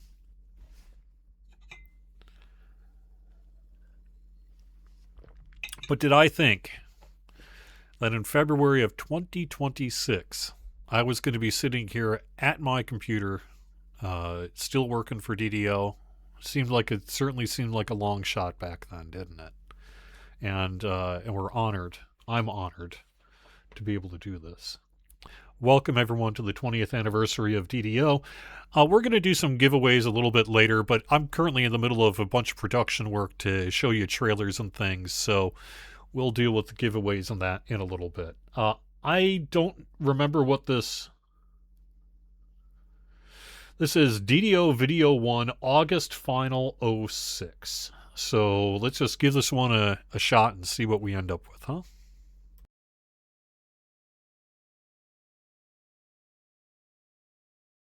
I would just say I have looked at all these before, make sure that they're brand safe, what have you. I would just mention, since we probably have people who didn't check this out at the start, that you're seeing archival historic video here. This is really, think of it as a virtual museum. So this isn't an active marketing campaign, and as such, it's got old logos in it. It's got like some old legal text and marketing things that just don't really make sense today. Just ignore that stuff. We're looking at history here and reacting to this old video. So let's check it out.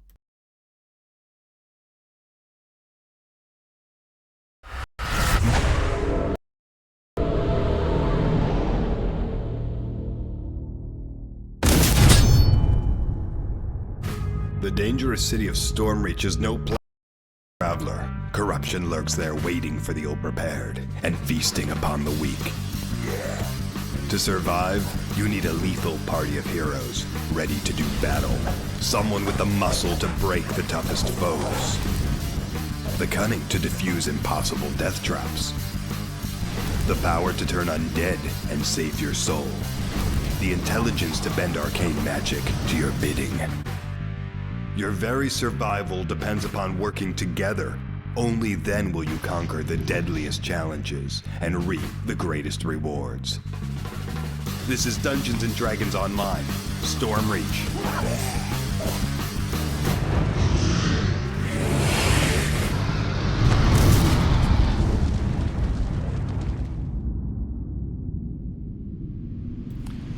You can really see by that point we clearly already had Vela in the works there, didn't we? And that was August. So that would have been a post-release trailer. Now I don't know if that one ever got released, and I don't know if that VO was final or not. You know, some of these videos are difficult because back in the day, when you think about the era of 2006. And the quality of video that was generally available online, it was postage stamp style stuff. I mean, you had YouTube, so it was a little better than that by that point. But it was still, we were certainly not just click a button and have 2K video streaming into your desktop. And so a lot of this old school video you'll see is fairly low resolution, but it was considered relatively high resolution at the time because most people weren't seeing it above at most like 800 by 600 on their 4.3 CRT TVs, maybe 720, maybe even 720p if they were lucky. But all right, let's move on to Mod 2. Now this is a trailer for the second big mod release of DDO.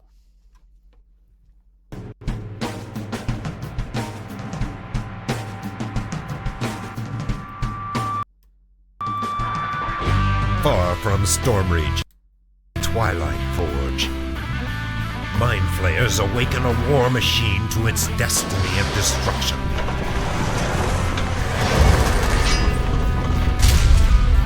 This exciting new module offers a solo mode that lets you adventure on your own. A new playable race called the Drow. Many new dungeons and adventures.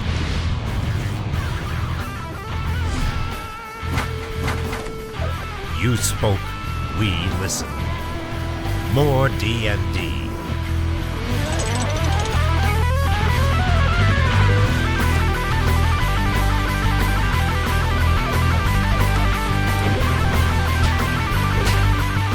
The Twilight Forge. Another free module for DDO subscribers, coming this July.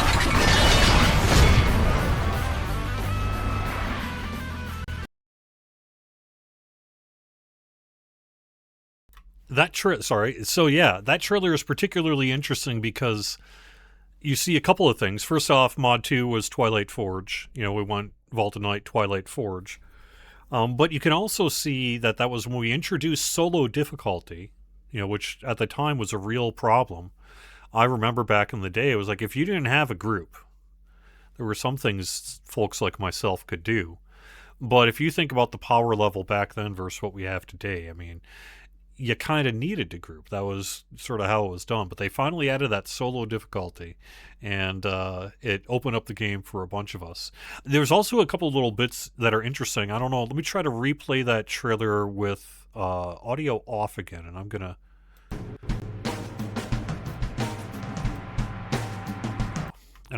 just kind of call out just a few little bits here. So obviously this is largely unchanged. Yep, again you've got the Mind Flayer, which is interesting that you got some really nice cinematics there. Yeah, solo content for one. So that was the very first time we added solo. But there's also, I think, some video from the Necropolis in there. I think I saw some Necropolis stuff, which would have been ahead of time, I believe. Also, when we debuted Drow, you needed 400 favor. Actually, no, that was even pre-favor. Yeah, isn't that some of that? Yeah, look at that. That's from Necropolis. Oh, no, maybe that was Catacombs. I don't know. Maybe you can Someone tell me if that was... Yeah, that was Necro. I was pretty sure. So they must have been at least working on Necro 1 by the time that came out. Which is pretty interesting, because I don't remember Necro... Necro, if I recall, 3 or 4 was being developed around the time I started the podcast. So by February 2007, they were into the Necro chain. But that was probably next, or pretty close to it. And kind of a neat one. The next one I wanted to show is...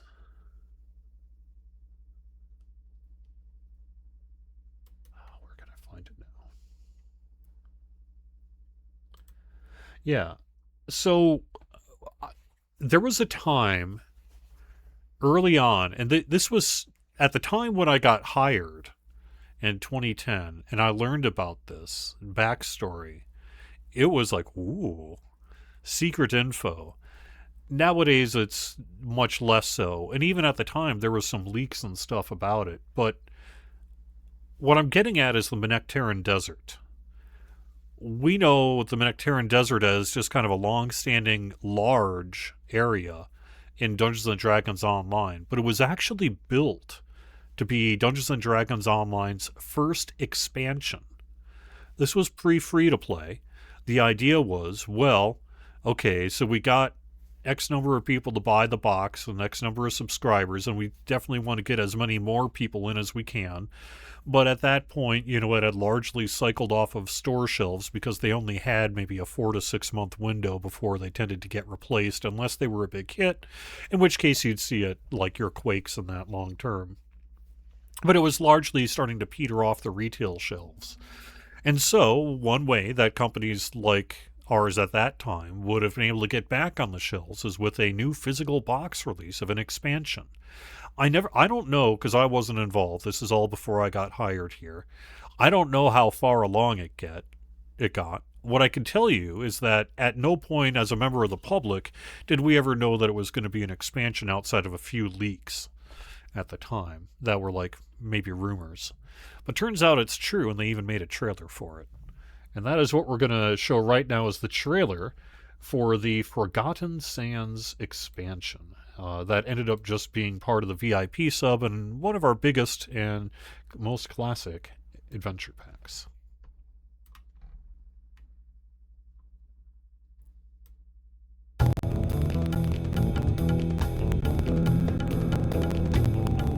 The sprawling dunes of Manectaroon hide many secrets. These demon-infested sands are home to powerful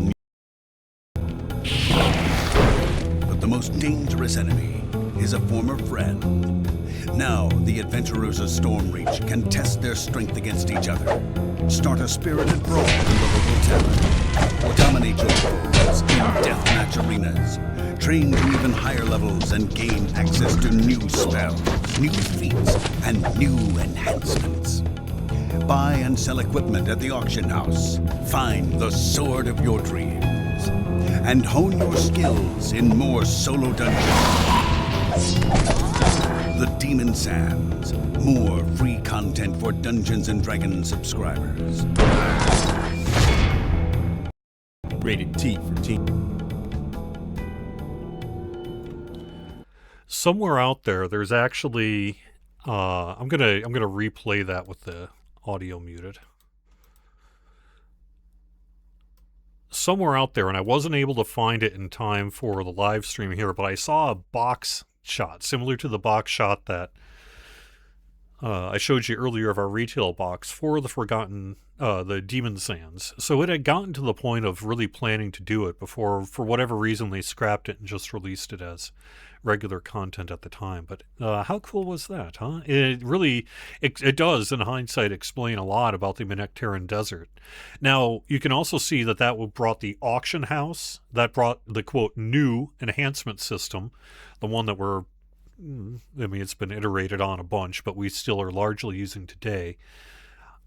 I'm going from memory, slightly fuzzy memory on what it used to be like, but I recall it was just really a series of slots, and you would put like 4 to 8, I think four or five enhancement slots in, and that was just pretty much your enhancements.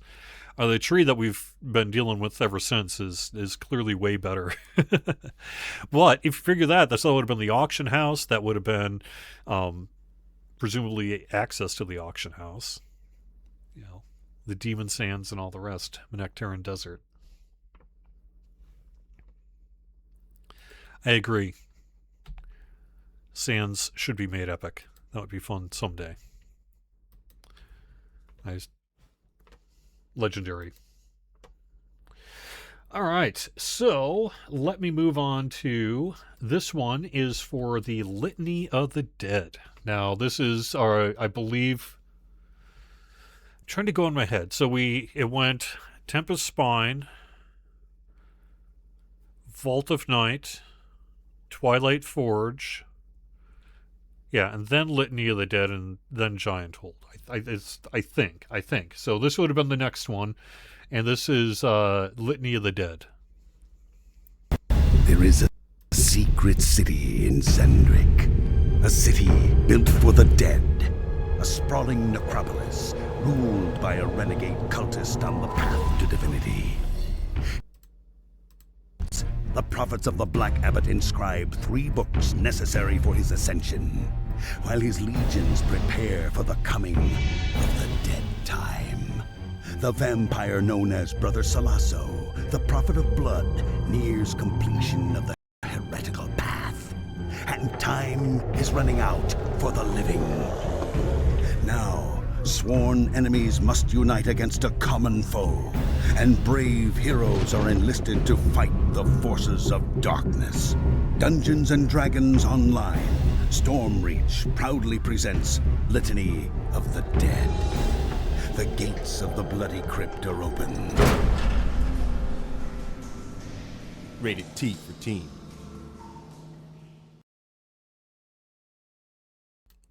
Yeah, that's a crazy one. You might be right. So people are taking issue with my claim in chat that in the order of raids. I can't remember whether it was Giant Hold or Litany first. I seem to remember it being Litany, but I could be totally wrong about that. Maybe it was Giant Hold. I'm sure the wiki's got an answer for it. But I just wanted to going to play this in the background and call out I think a few bits here, which is there's some scenes from Dalera clearly. And all the Brother Salasso stuff is pretty interesting. It's neat to get some, I think, lore that you don't otherwise get.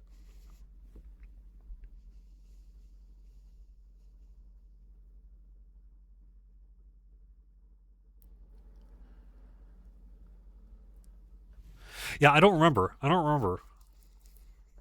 But I just would think that if I started the show and we were doing Litany, and then... Because I ended up joining the Mournlands program, and the first thing I got to see was Giant Hold. And so I would assume that came afterwards. But like I said, I'm going from my own fuzzy memory. That's, 18 years old here at this point. So who the heck knows? I could be just totally wrong. Well, let's get to it. This one I've got for Giant Hold.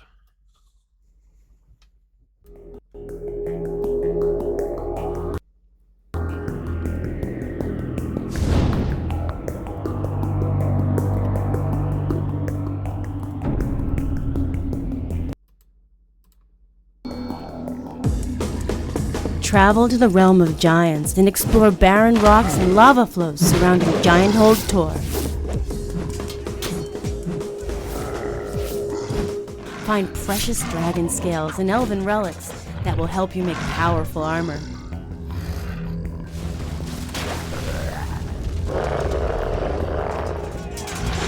Discover what destroyed the Giant Empire and help history from repeating itself.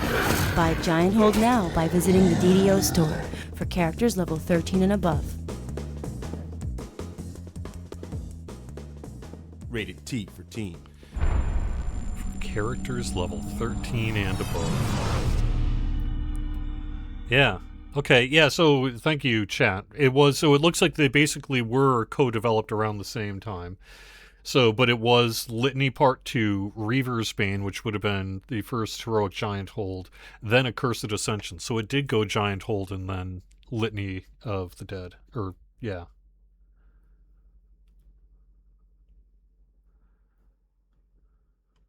Yeah, there we go. All right, well, thank you. You can tell who the marketing... Well, I see, that's the thing about that trailer is... And I don't remember ever seeing that trailer anywhere. If I ever saw that trailer, I don't know. So my guess is it maybe never actually got released. And that VO sounds placeholder to me. I don't know if that was actually the final VO of that or not. I think that may have been work in progress VO on that. And it's possible that that never actually came about. All right, let's do another one. This we actually put together apparently back in the day. And this would have been around 2009. Some kind of trailer for Shantycore. Let's check that one out.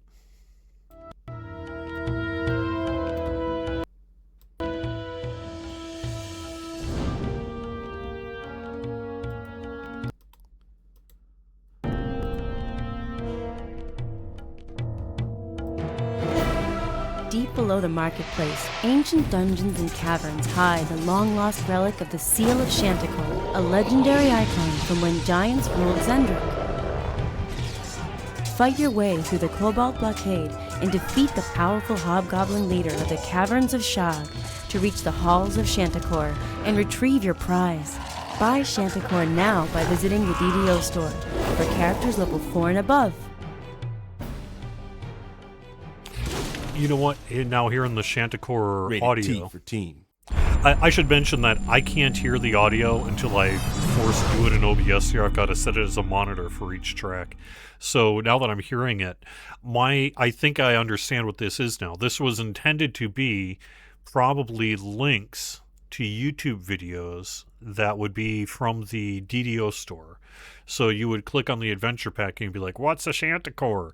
And then you'd click on a thing, and my guess is it would open up the Chromium browser window, probably play a YouTube video or a Bink video or something like that. And these are probably really the promo videos for the store. Now, we obviously don't do trailers in the DDO store, and I don't recall that we ever actually did. But perhaps that's what the formation of the following is here. So next up, this one's another old one. This is Ruins of Threnal.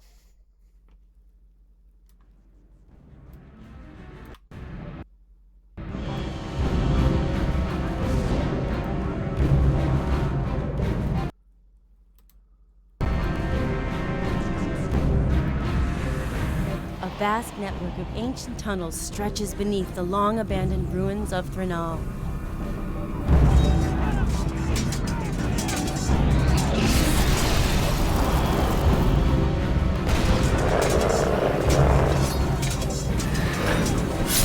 What has remained hidden for so long now threatens the expedition that seeks to reclaim it, and only the bravest of adventurers can hope to triumph.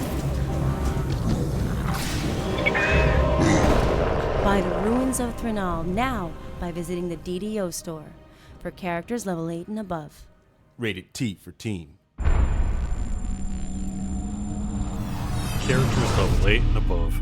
I don't know why I wonder why we felt the need to do that. I suppose it was an advertising thing, right? You didn't want people buying content they couldn't do. Well, that's funny that we were so concerned about what level they were. Here is one then for, I think, let's see, I've got one and two more of these to do. Let's do the Catacombs here next.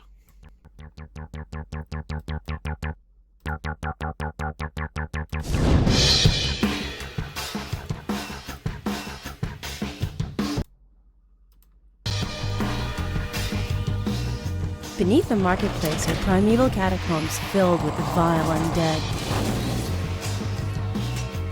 By the command of the Archbishop of the Silver Flame, you are to explore the depths of the old archives and the crypts of the lower cathedral to free the spirit of the Archbishop's daughter. Purge the catacombs of the insidious undead. Buy the catacombs now by visiting the DDO store for characters level 3 and above.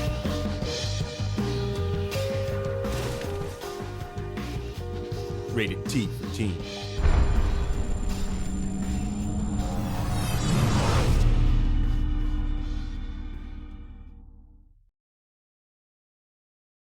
Someone is in chat saying, oh, we should do a classic server like back in 2006. And other than the fact that that would be exceptionally difficult to do, you'd probably have to do it the way other studios have done that kind of thing, where you're basically you're building new and pretending it's old, and just being really fastidious about aligning everything to how it was.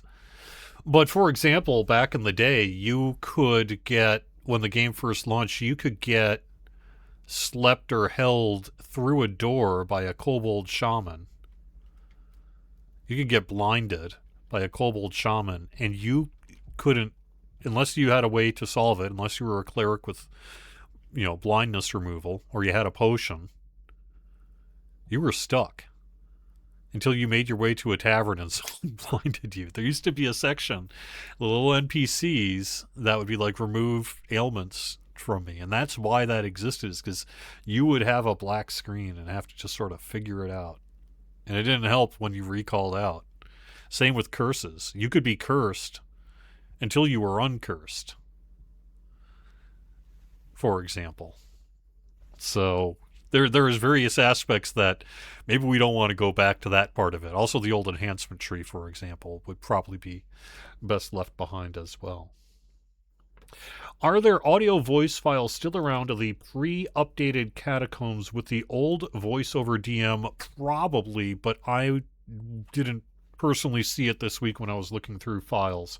The reason I say probably is because that was a more recent change, and so somewhere the old video or the old audio has been archived, in case we ever needed to revert it, if nothing else. All right, one more for you here. This is the Sorrow Dusk Isle.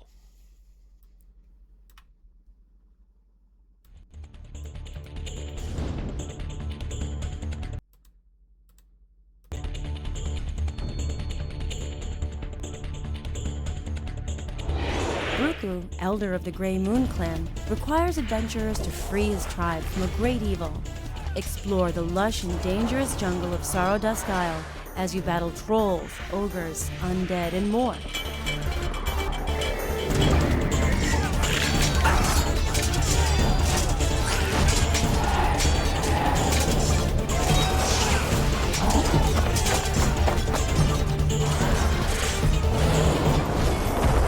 Buy Sorrow Dusk Isle now by visiting the DDO store for characters level 6 and above.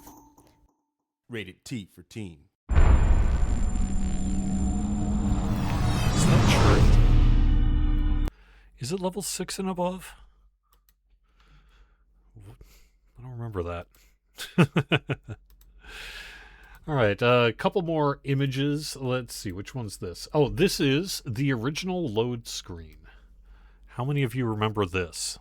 The original load screen. In all of its 4-3 glory.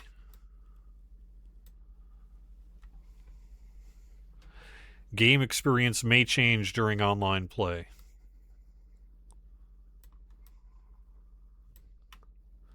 Yeah. Yeah, it's funny though, but a lot of these old art assets are certainly not 4K. They're pretty low res really when it gets down to it. But all right, I think I've pretty much played all the video that I've got to play from there. I have other stuff I will show you here in just a little bit, but I have now pretty much gone through all the video that I had found here to play that isn't demarcated. So let me move to something pretty strange since we're going to images. And I'm going to put another track from the soundtrack that's upcoming here soon in the background while I chat.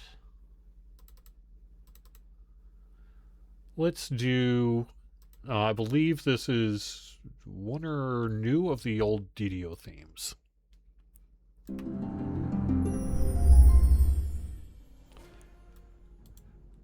Let me put it in monitor so I can hear it.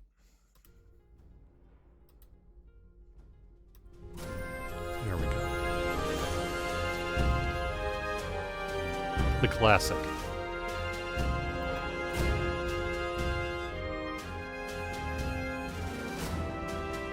while I do this, I am going to show you some particularly strange stuff.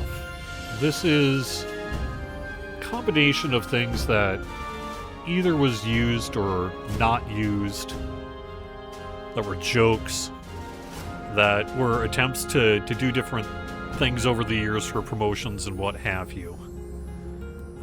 Some of this obviously didn't get used. Some of this obviously didn't get used for good reason. Here we have our toughness tree.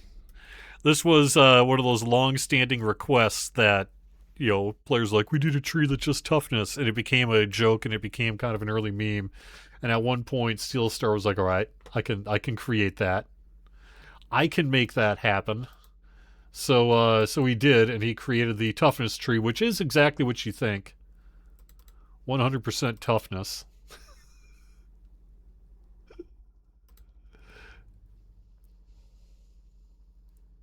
Let's get the Titan.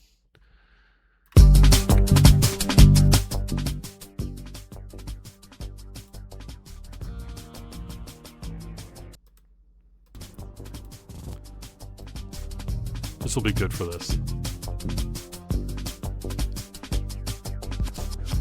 This one, you know, this is our classic festival shot. There's a couple of other shots that were made that really didn't get used because of the real-life symbology in them as much as anything. And I think we'll see some of those later on. We ended up making it real-life agnostic. Well, there's a few things that got made up for it. Now, here's the broccoli race that we had done for, I think, April Fool's one year. And so we made a broccoli race, which didn't actually get made. It was just no more than this quickly interposed image. But I remember doing this for April 1st. This one was I think this got posted to the forums, and then ended up I used it for a DDOcast episode. And then I remember it made its way to the team archive. So I don't know who took this shot, but this was an aggro bug from way back in the day of one person fighting all these trolls, and at the time it was like, wow. Now it's far more common.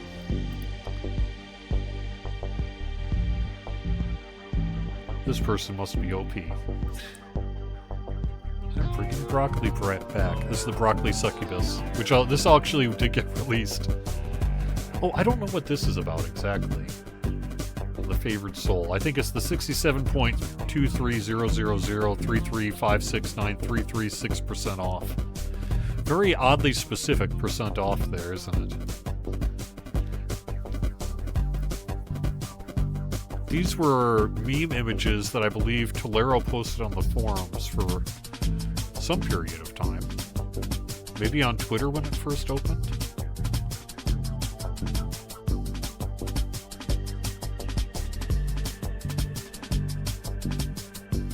Now this one was one of the biggest bugs in the history of Dungeons & Dragons Online.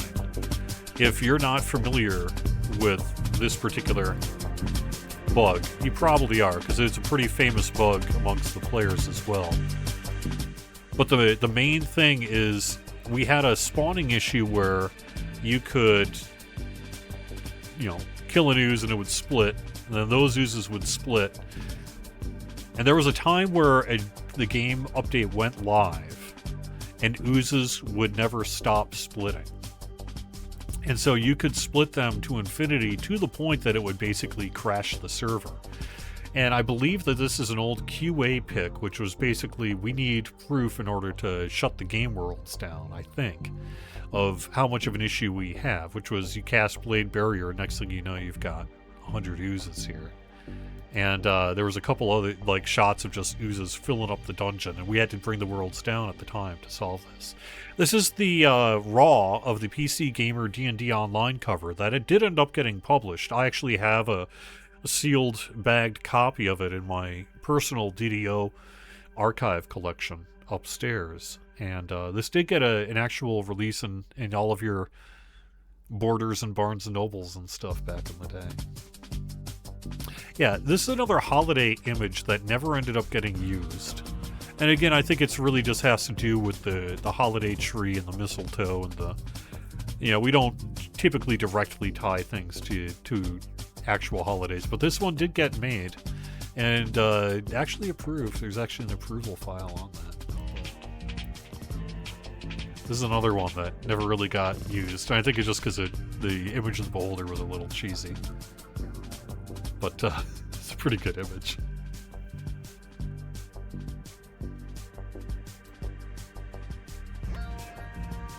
I don't really know Inquisitive Gamer. I don't know IQ Gamer. Beholders and broadband. Which one's better, the DS or the PSP? PSP. This one, another one not used for pretty obvious reasons because of the real world scenarios in it.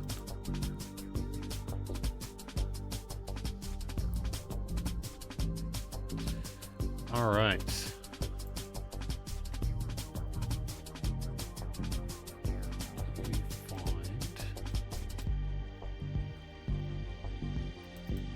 Yeah, here's some more images of the slime alert here. I knew I had a folder of them, so you could see over the course of time how bad this would get. And it would just fill up basically the dungeon until it would crash the instance. What's funny is there's actually a second time that we released a game crashing bug like that. And there was an event that at one point was going to happen around House Kundarak. You can still see under various conditions the ice layer that was there. And at one point they had thought about an interactive public space game, something like a hockey rink, that players would be able to do a little mini game with just to kill time while they were waiting for the Von 5 raid and things. And it involved using a snowy fuzzlet was what it was called. And the snowy fuzzlet was a little rat. And the idea was you would be able to pick up the snowy fuzzlet, and then once you had control of the snowy fuzzlet, you could try to get it, I believe, run across a goalpost or something and then score a point.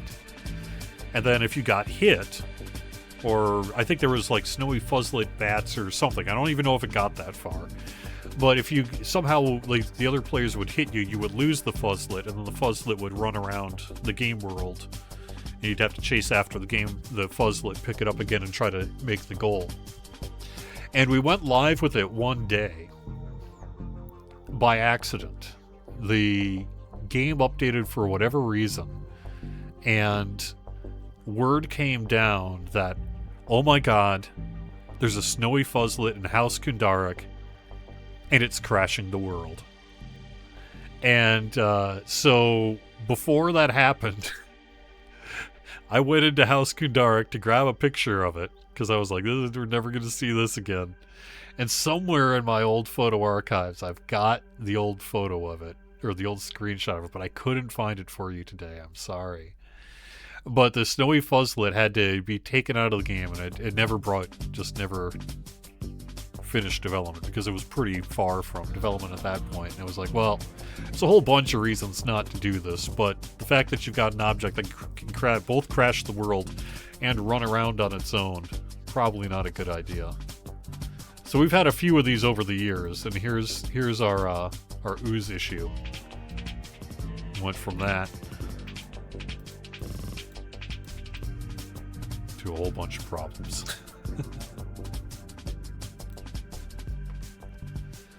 All right, let me go take a look at chat here real quick. It's been a little bit of while since I looked at chat.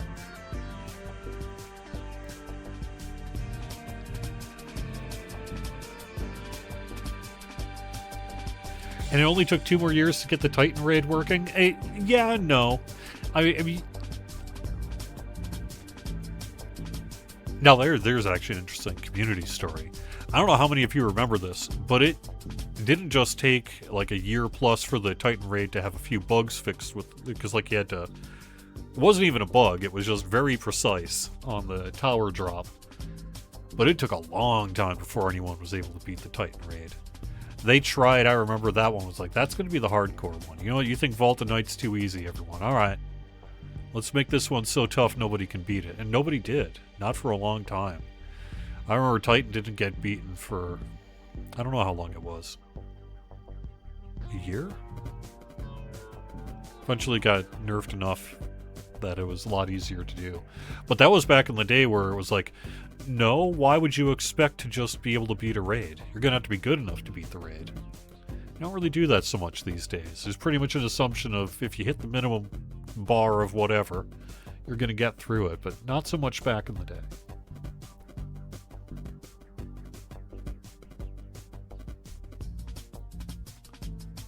Yeah, you got, the older ones, you got 4 enhancements. That's it. Not 4 per level, just 4. Yep, that's correct.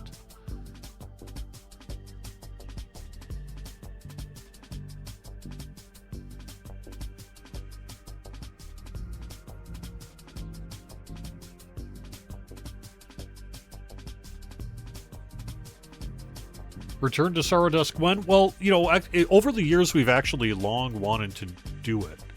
You know, since I've been with the game in 2010, there have probably been half dozen times where it was seriously considered. You know, you get into a series of planning meetings of whatever it is you're going to do for your next thing, and then you got to figure it all out. And I remember at various points, we were pretty much there saying, all right, it's going to be a massive amount of work, but it's time to do it. Let's basically rebuild the whole Saradusk Isle, because you would want to redo all the porting and all that sort of thing. That's difficult. It's a whole bunch of things you need to do. You can't really fix Saradusk Isle, not given the way we make content today. So you would largely be rebuilding, and we've been on the cusp of that occasionally over the years, but never enough to really do the work, because the content is old. The content's got some problems. The content's going to be a huge amount of work to rebuild. And we just want to tell other stories and do other things. And that's really what we've done instead. But maybe someday. Maybe someday. Alright. The Titan's Eye is getting a little long in the tooth here. Let me go find a different audio track to put on in the background.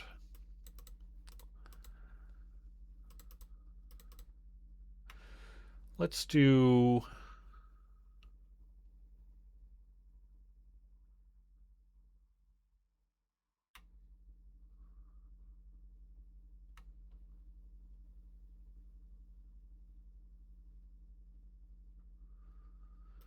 I don't remember what this one is. Let's just see what this one is. Sorry, I can't adjust the initial volume. At least not in OBS. Another thing I like about XSplit.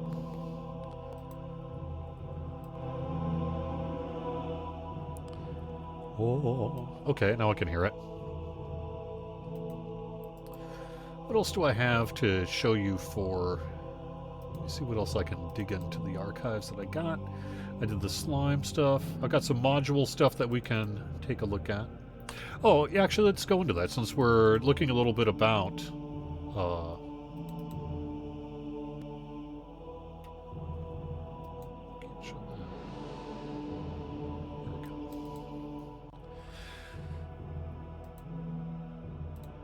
Sorry, I just stumbled on some internal... I have to be a little careful what I show, so...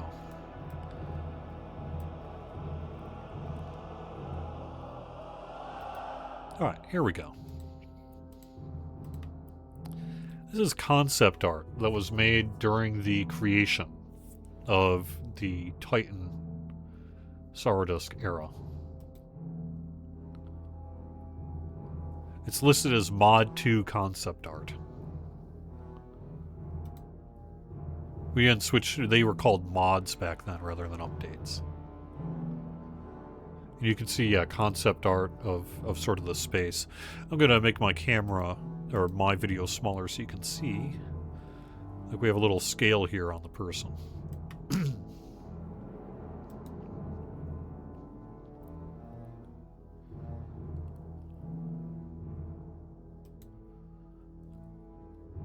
This is a very famous bit of concept art that's been shown around the office quite a bit. We had this framed for a while in our meeting rooms.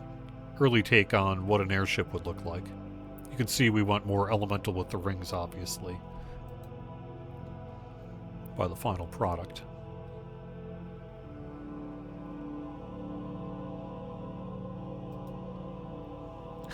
very infamous armor. I wish I could remember the name of it right now. I know, not stranger than Wayloon. That's probably about as strange as it gets.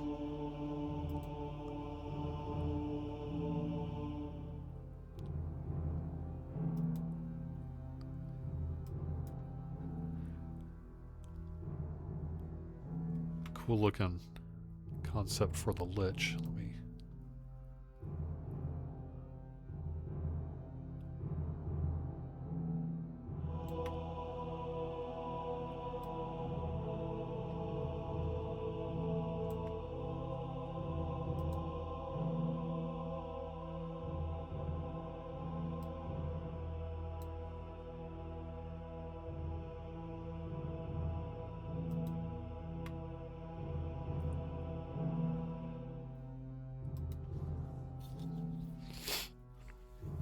I think if we were to redo it, we would do a whole bunch of things different, including just the general armor and outfits and look of the space. I think we might go a different direction on. But it was certainly cool for the time, and you could see a lot of the concepts that and how they ended up coming out, like that helmet. That helmet.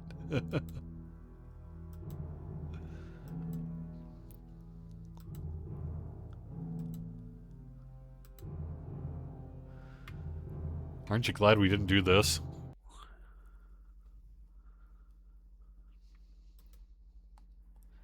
The idea of all the little islands, presumably.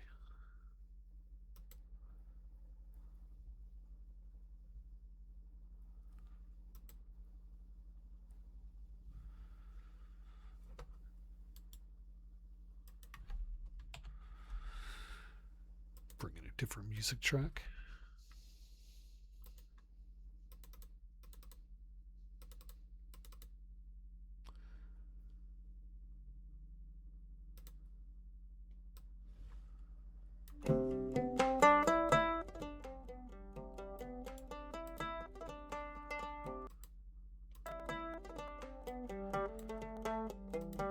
Alright.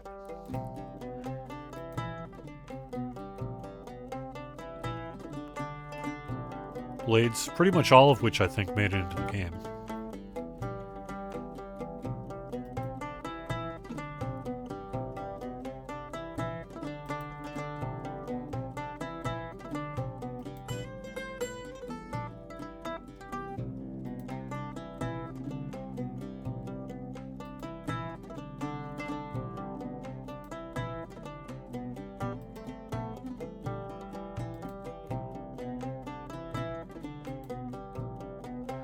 Early concept for the Titan here. Wooden vine-like innards. Arms swivel here.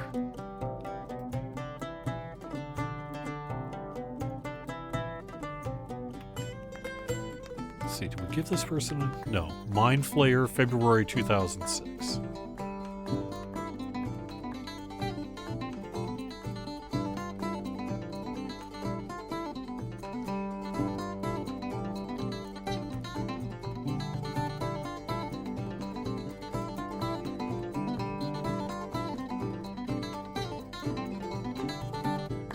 Early mummy concept. And I think that's what I got for concepts here. Let's see what else we got for mod 2 before I move on from that. Some of these others I've got set by module. So, concept art. That's the one we just did.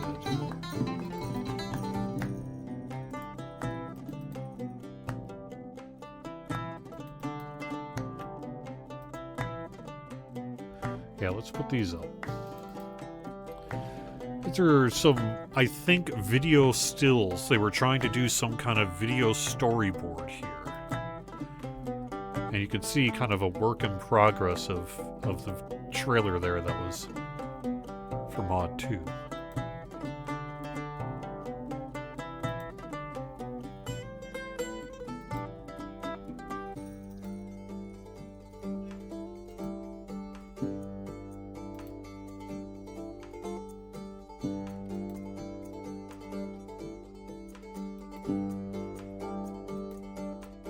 Hey, Give me a hug.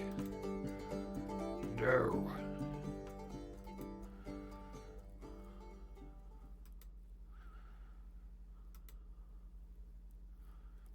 It's a pretty good shot.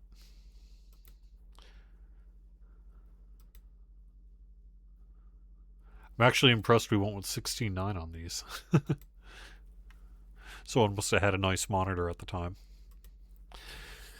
Alright, so that is what I really have for Mod 2. Let's move on to... I don't have 3 either, unfortunately, although we saw the one there.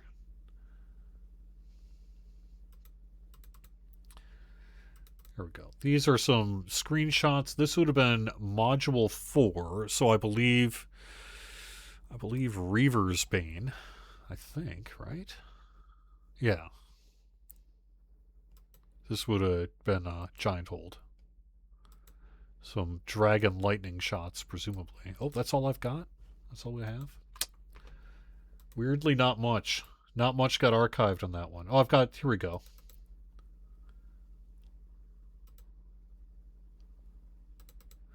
I've got, like... Yeah, there we go. Coming in April.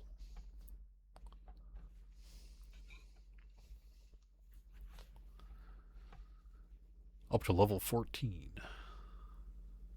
New Landscape Adventures, Giant Hold, and the Cerulean Hills.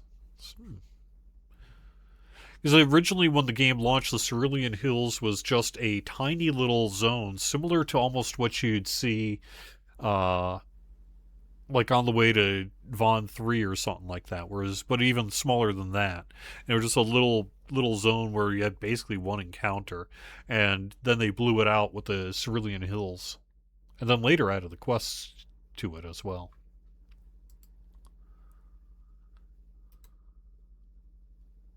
Yeah, here's mod 4.1 is in this folder as well. Magic Manifested. This is where we got dragon marks. Explore new wilderness areas. Ataraxia's Haven, Sorrowdusk, and Tangleroot.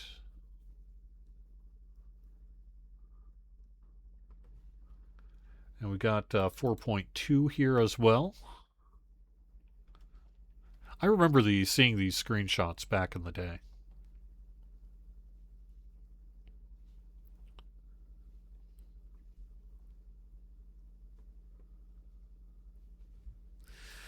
Holy Sword, that was a good one. I like Holy Sword a lot.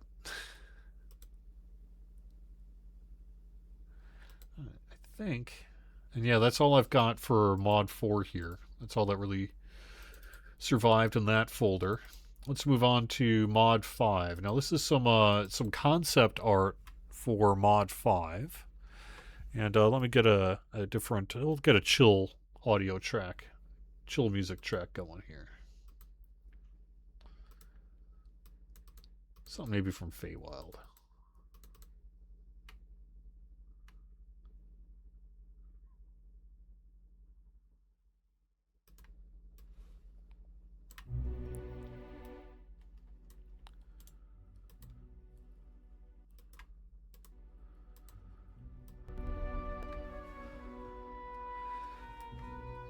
So these would be for Mod 5. Which was one of the... Orchard, I think. I think Orchard came in Mod 5. Yep. You can see this would be a work in development. This would be something to do with the land block spaces, I think. Early look, this would have been for Ataraxia's Haven, where these creatures debuted the Scrag. One of our most effective monsters in terms of looks in the history of the game, if you ask me. Something about the weird spikes in your eyes and stuff. Just real freaky to this day, is it not? That is one heck of an image. Look at that dude. Sir, this is a Wendy's. Yeah, it's seriously though.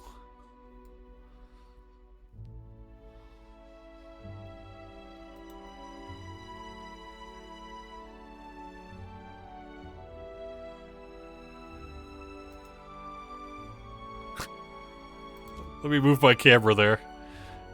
There we go. Carcass Eater.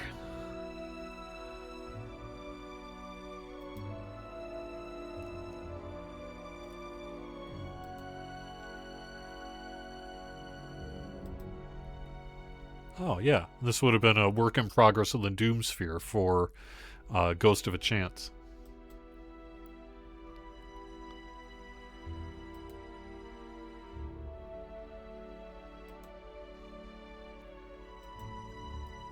Black Abbot.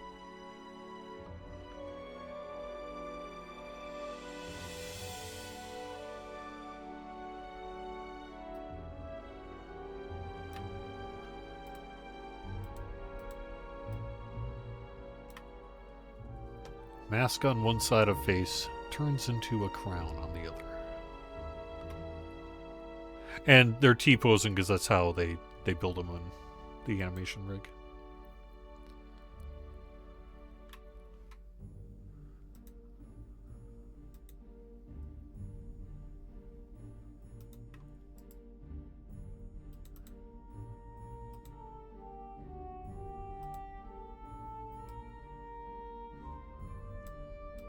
These are some work in progress. This would have been splash screen imagery. This is what ended up being used, if I recall, and you would have had, you know, the text and all that kind of down here. But this was also used. Funny that this was actually not posed. You can see they actually spawned this in the house and screenshotted it. Because you got the dice, which somehow they cropped out in the final image. Yeah, here we go.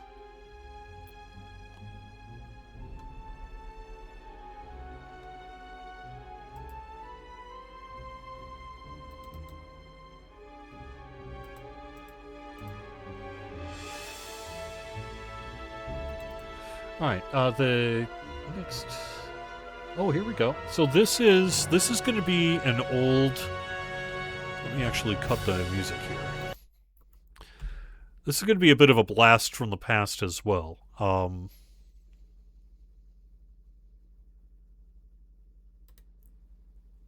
Get that up. Okay.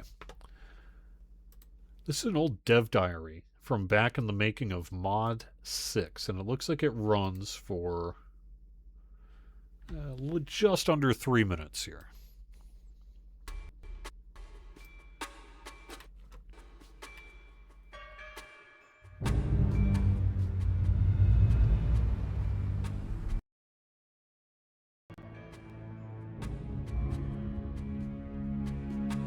Hello, I'm Kate Pies, and I'm the senior producer on Dungeons & Dragons Online. We've had a great year on DDO, and I'd like to extend a huge thank you to all of our players and fans that make our game possible. We've just released our 14th live update, Module 5, The Accursed Ascension, and with it, we've doubled the amount of content in our game since launch. Module 5 brings players the third and final chapter of the Litany of the Dead storyline and introduces some great new undead monsters and adventures. We have greatly expanded the Necropolis landscape, which players can explore to find things like the Tree of Woe, the Fleshmaker's Laboratory, and the Black Mausoleum, while avoiding hideous creatures along the way. Players must also combat new monsters like the Cinderspawn and the Quell in their quest to confront the Black Abbot Lich. The module completes with a raid battle against the Lich, and he has a few crafty tricks up his sleeve, like teleporting players to treacherous side rooms and washing his platform in deadly fire when he gets really annoyed.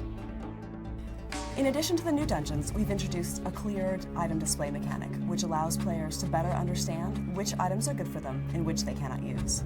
Combined with new inventory bags and a great UI display for special items, upgrading our UI is going to be an ongoing major effort for 2008, especially in the second half of the year. We're going to be releasing tools and improvements so that players can customize elements of the UI themselves. Module 6, titled The 13th Eclipse, should be coming out in January and will introduce a totally new storyline around the invasion of a devil army from the plane of Shavarath. Players will have to combat the devils on an all-new landscape called the Vale of Twilight, where Shavarath is being interwoven into the fabric of Zendrick. We're introducing a few new monster types in Module 6 as well. The Bearded Devil and the Orthon will feature prominently in the new adventures. In addition, we have a new, really cool raid boss. We're focusing on making this raid something that everyone can play. It has 5 stages, and each stage has substantially different gameplay and some new puzzles. Another great feature in Module 6 is our crafting prototype. We are creating an Eldritch device in the new city area of Meridia that will allow players to put ingredients in and see what comes out. We will start the system with one public location and about 1,200 recipes and see how the players like it. We'll be evolving the crafting system into a fully featured crafting mechanic with more locations and more recipes throughout every release next year. Lol. Monks are still in active development, and we have them tentatively slated for the release in April. We'll be releasing more updates and information on our website and forums, so please check those out for more information about Dungeons & Dragons Online. We really look forward to continuing to build a great MMO with you next year as well. Rated T for teen. That Eldritch device, huh? Gonna do new crafting every single update forever. Starts with 1,200 recipes. Aren't you glad we didn't do that? That was Kate Pies, the executive producer at the time, if I recall, who went on to become the executive producer of the Lord of the Rings Online and other things as well. Both Kate and Fernando Pies were early leads for Dungeons and Dragons Online throughout these years. All right, it has been a little over an hour since my last break. I need to get up and stretch, do a few things, get some water, take care of a kitty. So I'm going to take 5 here, and I'm going to get on some music in the background, and I'll see you with some more here. And I'm going to start doing some giveaways here in just a little bit. So I'll see you in 5 minutes.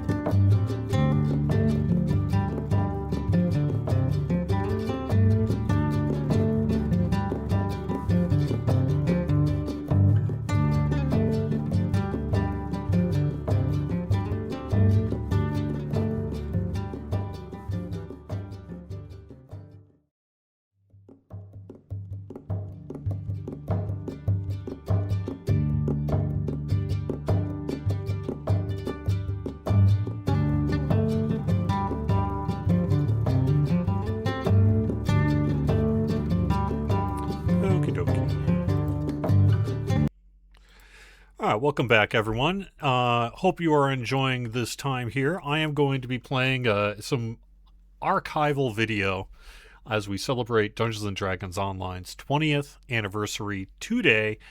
Thank you for being a part of it. Now, this one, I don't know why I'm playing this, but this is an old dev diary of us around the time of Menace of the Underdark. Thankfully, I'm not in it. But you're going to see some names and faces, some of which are still on the team, some of which are not here. And this we put together. This might still be actually up on YouTube. This is a newer one here. But let's play it anyway and see what it was like when we were trying to hype up Menace of the Underdark.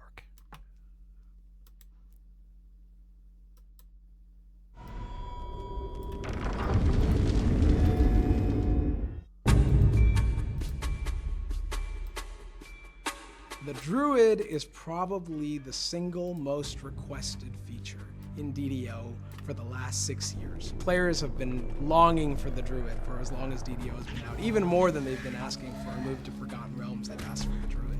The hard part was getting ready for it, so we were careful not to announce it too early before we knew we'd get it right. The Druid is a really popular class of players, especially from players who've played the tabletop game, because the Druid has a deep connection with nature and has shape-changing powers, and it's very exotic. So when players play a Druid in DDO, we're wanting to try to capture a lot of that. It's not just going to be, well, I suddenly look like a different creature. You're going to feel like the creature. When you're in as a Druid, if you're sneaking around, your wolf's going to put his ears down and creep along the ground, or if you could be jumping, your wolf is going to jump and have a tail flapping, or if he swims, he's going to get a nice dog paddle. So the idea is when you transform, you're not just looking different, you feel different when you play the Druid.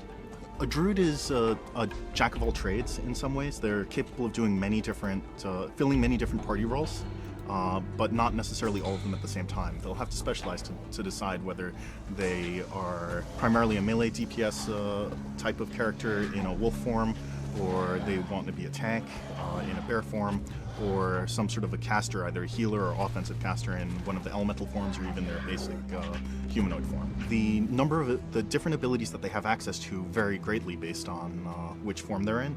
So the form selection is one of the biggest things that will change how you're playing the Druid. Based on the enhancements that you take and what spells you have slotted, you'll be able to change some of your focus in the middle of a dungeon at a rest point, but not necessarily your whole character's direction. Historically, in Eberron, the Gatekeepers are the main Druidic faction.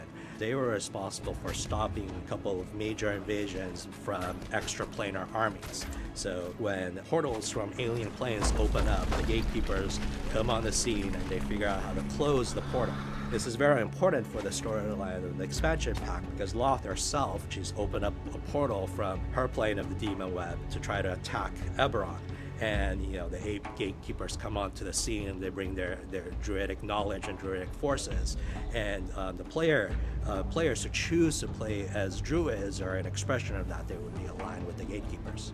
We had to create the shape-shifting technology, the pet system for them, and a whole new magic system for them, which is a pretty big undertaking. And ultimately the stars aligned, and players will see a lot of druids coming to DDO starting this summer.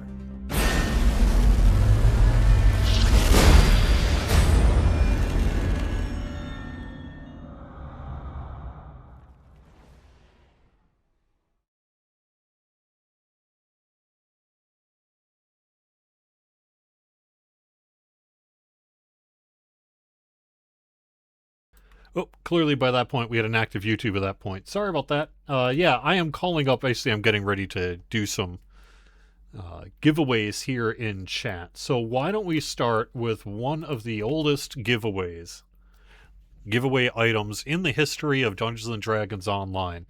This is something called the Battle-Worn Shield of Seer, CYR. And I may be technically still under NDA, but I'm going to say anyway. I was one of the early recipients of the Battle-Worn Shield of Seer, and it was because it's a cosmetic shield that still to this day has a unique wooden look to it. And it was distributed to people who contributed as players to the Mournlands program.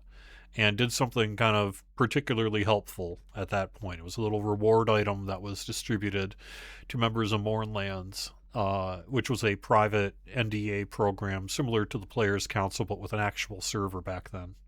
And someone hired, their full-time job was to run it. You don't see that so much these days either. I don't have the giveaway open yet. Let me do that, though. Let me do that since you're all typing. Giveaway OPEN. Okay, now type !DDO into chat. There we go. !DDO to enter the giveaway here. For a battle-worn Shield of Seer, we'll let it go for, well, 5 minutes here or so until I talk, and then we'll close it. We'll be doing a bunch of coupons throughout the day. The way it's going to work is I'm just going to whisper the code to you in chat, so if that doesn't work, then you'll have to hit me up afterwards in Discord or something. If you run into any problems redeeming any of these codes here today, just hit me up in Discord or send me a DM on the forums, and I'll get you a replacement. If I really need to, or if you really feel like you want to, you can go through the Zendesk ticketing process, send it to community support. It'll get to me as well, and I can deal with it that way. But for the most part, that shouldn't be necessary. If all these codes will just work, but if you run into an issue with it, just let me know if you need to follow up afterwards. All right, I am going to play, I believe, part 2 of this, if I can find it. I think this is the one for the Underdark. Well, let's find out together, shall we?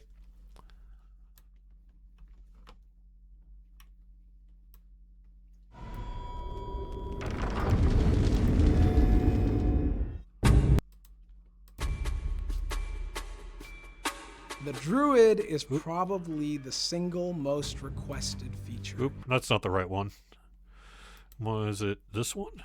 Or are they the same? Maybe these are the same, actually. Yeah, okay, that is the same video. So let me not, they just had a different file name.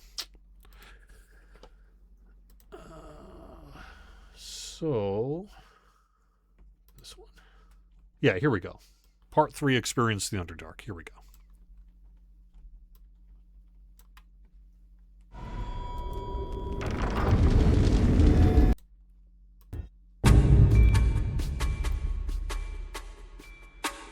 Our game has been set in Eberron since its launch 6 years ago, and since that time we've heard players asking us, when can we go to Forgotten Realms? We want to see the Underdark, we want to see Elminster, we want to see all these cool, famous people and places and take part in those stories in that more classic setting. Faerun and the Forgotten Realms setting in general is more in line for a lot of those players as to what they expect out of their D&D experience. So for us, it's a big mark to hit, and we want to make sure we live up to those expectations. The Underdark is an underground world. It's basically a huge network of caves. Some of the spaces open up to these huge expanses. The big hurdle and the difficulty in creating such a space, in terms of the technical aspect, is how do you create a space that's 2 miles high and 2 miles wide, and you know, also the other part is, like, how do you not fatigue the player of seeing rock all the time? So we're coming up with ways where, you know, you might have certain funguses or vegetation that glow in the dark, so they're not always looking at gray walls and whatnot. So it's very challenging in a lot of different ways. When Jeff and I, you know, started looking at the Underdark and deciding where we wanted to take it visually, we looked at a lot of images of some of the most fantastic caves, natural occurring caves in the world. And so in my time, you know, thinking of ways to bring the space to life so that it's more than just a cave. So maybe I'm making some kind of luminescent algae or a new type of mushroom that players haven't seen before. And beyond that, it's also, you know, home to the Drow and home to Schindlerin. And so there's a lot of cool lore that we get to dig into with that as well. Schindlerin in and of itself has a unique flavor, different from other Drow cities. It's actually built on a huge ziggurat, sort of a triangular pyramid that is quite big. It underlies the entire city. We've been working very closely with Wizards of the Coast. This is a place that you can't directly get to. We can work around it in the Underdark as far as physical space, both as a player and in the way that it's designed. It's a trading city. It's a city of portals. In fact, actually, it has no physical connection to the rest of the Underdark. It exists in its own cavern, and the only way to get in there is through portals. It's also located underneath Cormyr. So this provides a good place to find conflict between the Drow and Cormyr. The Drow are very evil. In Dungeons & Dragons parlance, they're chaotic evil. Now, most chaotic evil monsters tend to have a lot of infighting.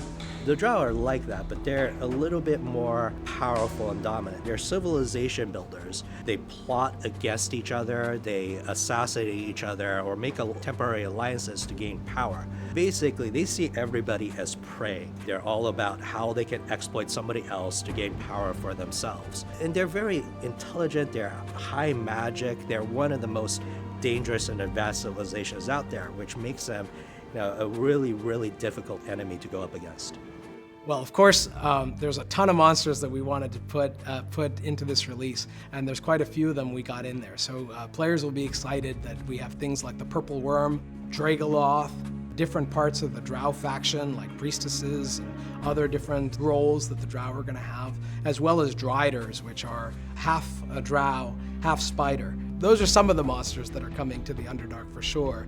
There may also be a brand new dragon in there somewhere. If players search through every corner of the space, they might find a nasty encounter with a new dragon they haven't seen before. It's generally a really cool space, and the monsters, of course, in the storyline are a big part of it.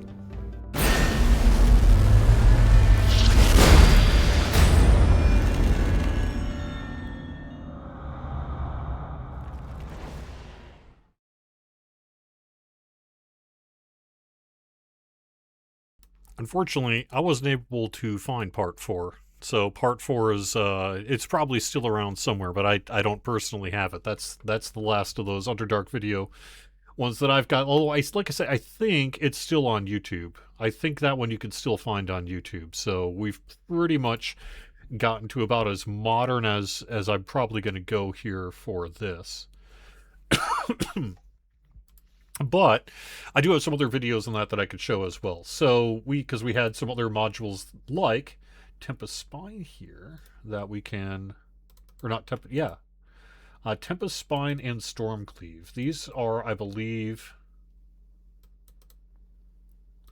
early screenshots. As a matter of fact, here we go. Let me put this up.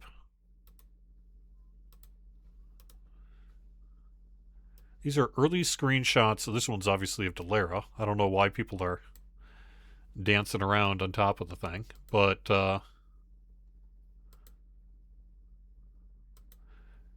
early Tempest Spine and Stormcleave is what these are called. This one's clearly Stormcleave.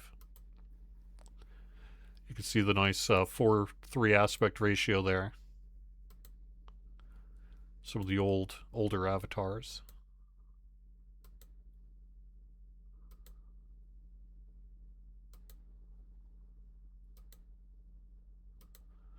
That's pretty much what we see when we go through this quest. Nothing anything too fancy on that one.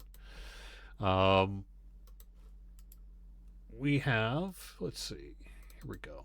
Yeah, here we go. This should be Tempest Spine, I believe. Early marketing screenshots during the development of Tempest Spine.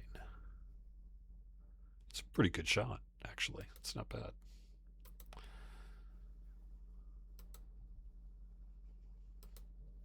You know, this would have actually been the art department just running through the dungeon.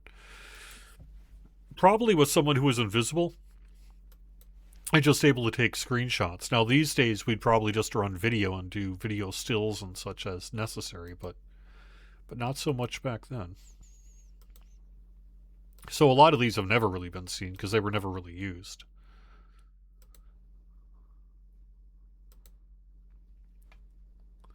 Then we have this is from the same one, a couple from a House Jarasco work. We must have been doing some kind of adjustment to House Jarasco at that time. All right, where am I? Is this it? No.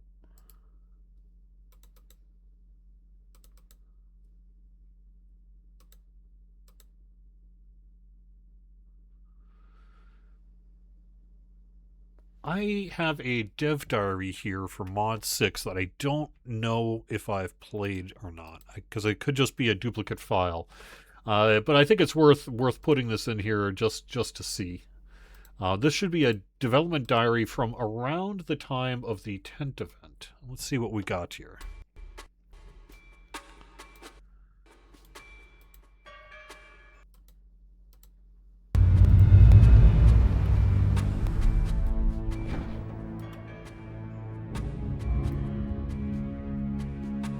Hello, I'm Kate Pies, and I'm the senior producer on Dungeons & Dragons Online. We've had a great year on DDO, and I'd like to extend a huge thank you to all of our players and fans that make our game possible.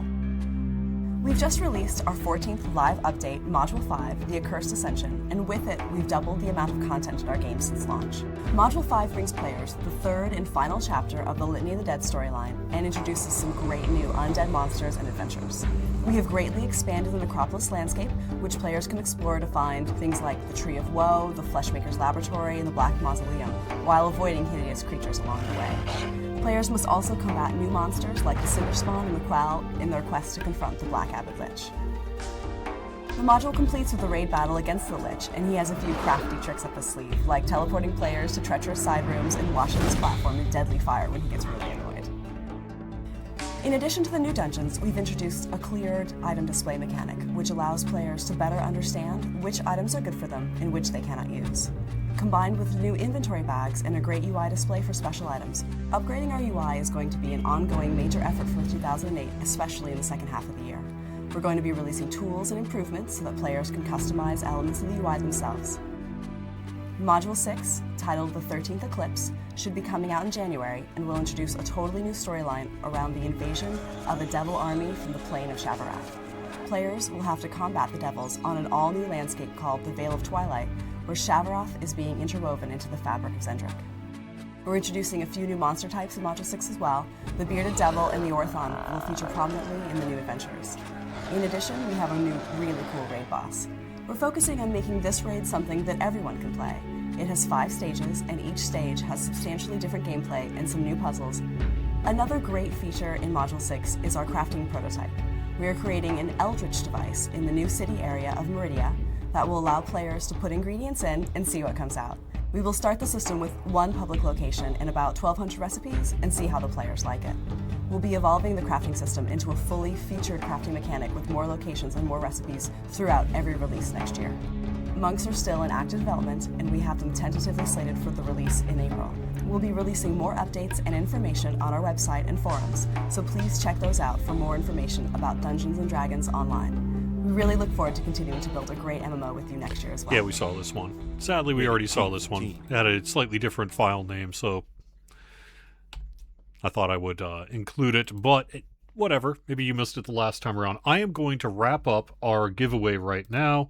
So, giveaway is closed, and now let's pick a winner. Congratulations to Too Cool Cat for winning that one. I will get you a whisper here in just a second with a code.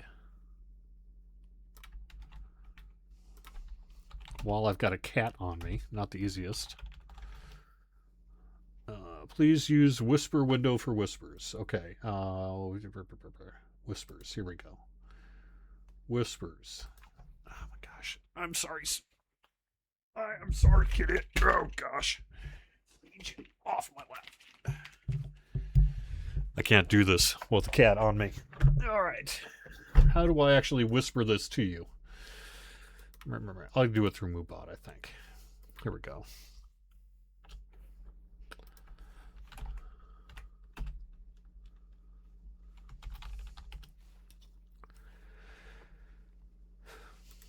Something changed since the last time I was here. How do I send a new whisper?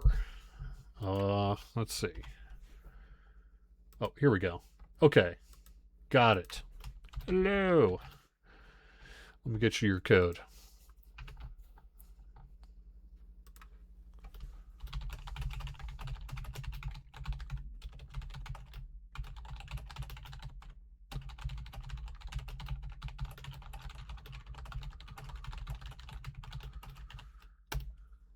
Done.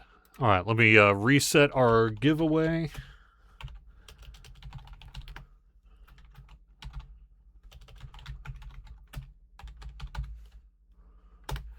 And we will open up a new giveaway. This one will be for a Dusty Air Elemental Creature Companion Certificate. A Dusty Air Elemental Creature Companion Certificate. Type in !DDO if you would like to enter it. In the meantime, let me get a little bit more music in the background, and I'm going to show off. I don't have video for really much after this, up until the point that we have more modern video that is still available on the website. So instead, I'm going to be doing things like screenshots and some other bits like that. Let's put on a track while we do so.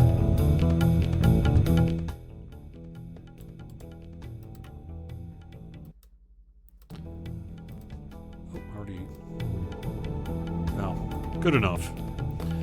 Let's get some more screenshots. This is 4mod7 here.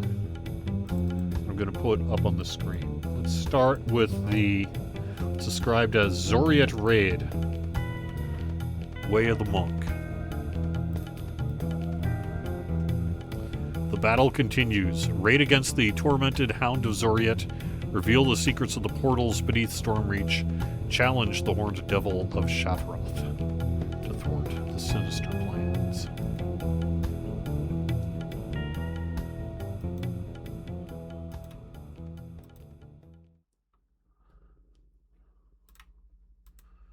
Oh, that's a short one, isn't it? Okay, well, that's fine. We don't have a whole lot of screenshots. Oh yeah, here we go. This is a nice one. I always thought this was one of the better screenshots from back in the day. I had this on my desktop for a little while, if I recall. Pretty good one there. Oh, nope. No.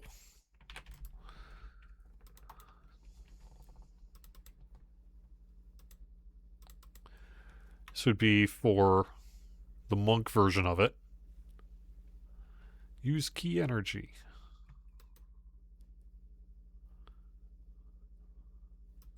Somewhere I've got an old monk t-shirt that we had made for a while back in the day.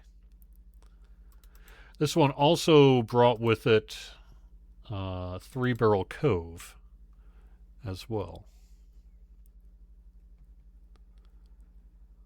Buy, sell, and repair at the Black Lock Underground Town. I don't remember ever doing that. Do you ever remember selling inside of the Black Lock? Or was that a little... I don't remember that. I don't remember that at all. Huh. Anyone else remember us doing that? I don't remember us doing that.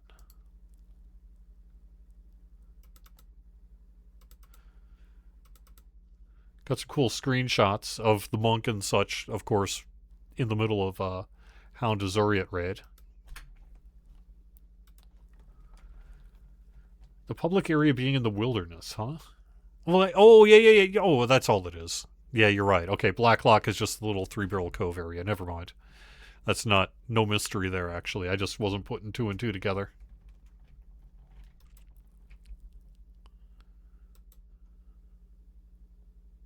It's not too bad a shot either.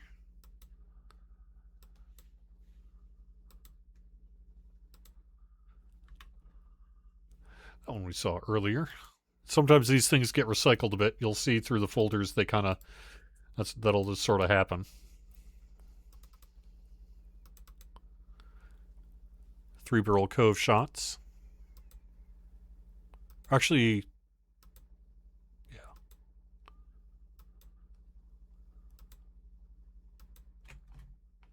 I remember we used to have to do things so that to prevent the stretching of the moon when we take these marketing screenshots. It's a technique I've actually learned beyond, which is that you actually make your avatar invisible rather than scroll into first person view. It's typically how we avoid that. Unfortunately, you as a player don't have that option to make yourself invisible to the client. Perhaps if we ever are able to do some kind of creator package, that's something we might be able to do.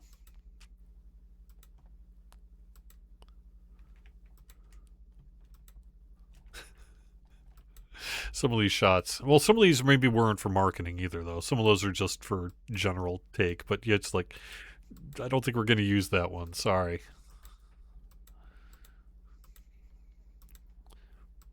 No, a lot of screenshots of Three Barrel Cove. Wow. All right.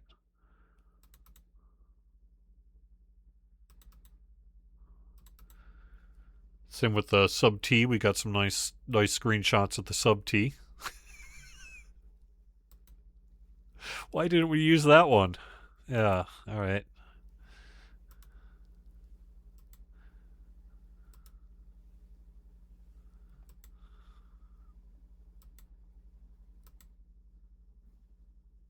That's not bad, actually. I could maybe reuse that one. We have to dig some of these out of the archives and reuse them at some point. Reformat them.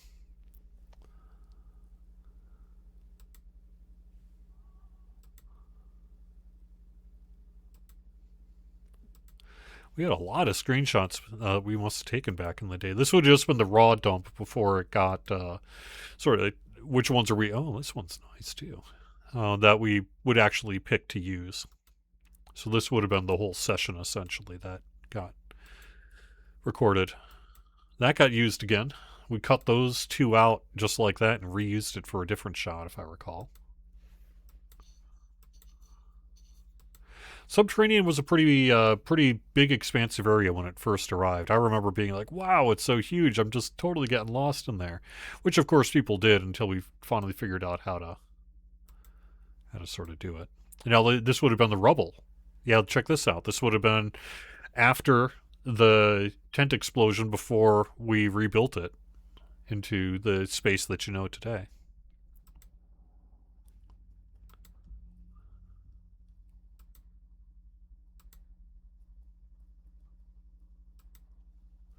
Yeah.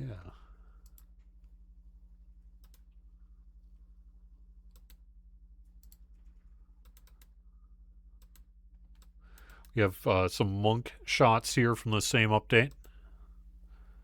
Mostly just monk combat. We really liked that jump kick, didn't we? We were trying to capture that jump in the air. Oh, this one actually this one's been used fairly recently. I think I used this one for a guide not that long ago, actually. It's not a bad shot.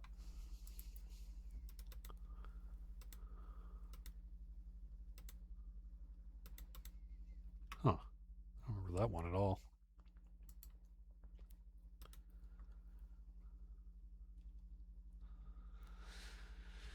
All right, we do have a giveaway going on here. Exclamation point DDO. It's true, the marketplace tent was it was the first attempt to really do a live event of that scale, and it was a victim of its own success. I was there on the actual night of the marketplace event, tent exploding, and the lag and game performance and trying to fight on all the mobs in the public space was pretty difficult. But back then, the thing was just cool enough that we've kind of all forgotten about that and just had a good time overall. So, but yeah, it was. I am seeing in chat that it looks like we do have a return of some of our game performance issues for the week. We have a long-term fix in the works for it. That's actually phase 2 of some of the lag and game performance work that we've been working on.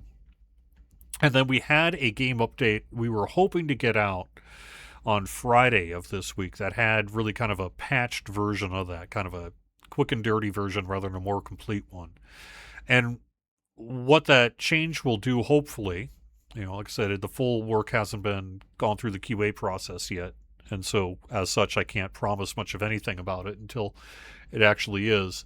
But the intention is to deal with bank lag, and that bank lag also has a halo where it can impact public area performance lag, and that bank lag in particular also has an issue with guild airships. So right now we're seeing during higher population times, and I think that's what I'm seeing in chat now that we're getting toward evening U.S. time.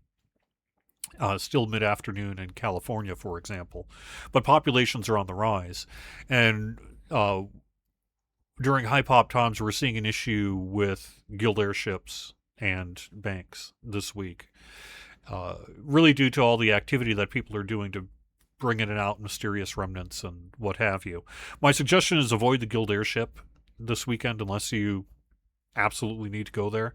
You'll just have a better experience if you don't go to the guild airship. But we know about it, and we can't flip a switch like this weekend. There's nothing we can do right now to resolve the issue. But what we're working on is a hot fix for as soon as we can, probably something like Tuesday, Wednesday next week, to bring in the temp fix that we're going to get out on Friday. Meanwhile, our next point update will have, hopefully, assuming it passes QA testing and everything, validation and such, will be the next point update as well.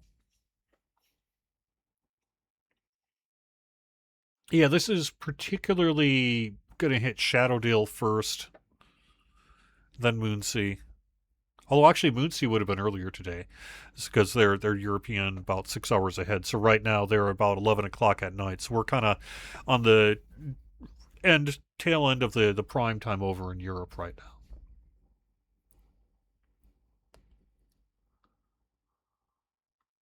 now. Whether you're in a solo or in a group trying to access the airship should make a difference. It's really just a matter of which instance layer or whatever did your airship end up on. It is that instance crashing.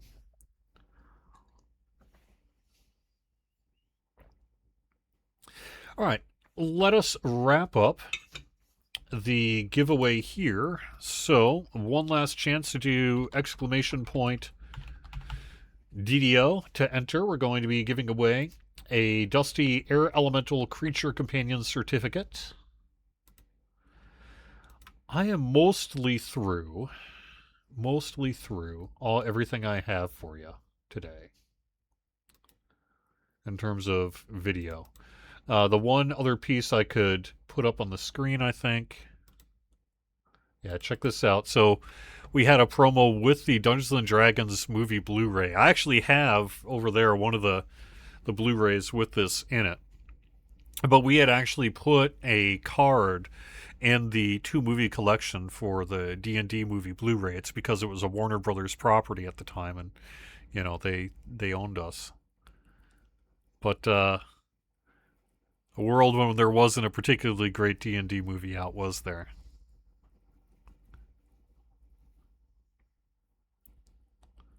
Was it really 750 points? What a weird combo.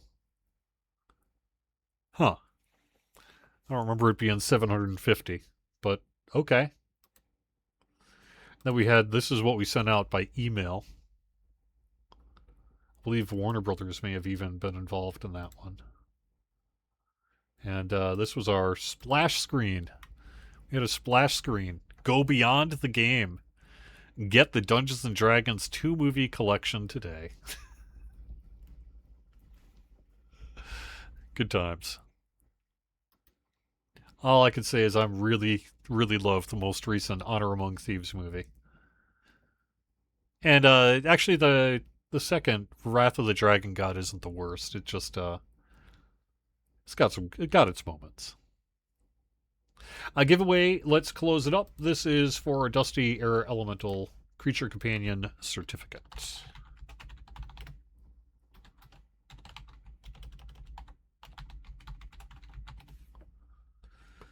All right, congrats to Pixie Pawn on that one. I will whisper you a code.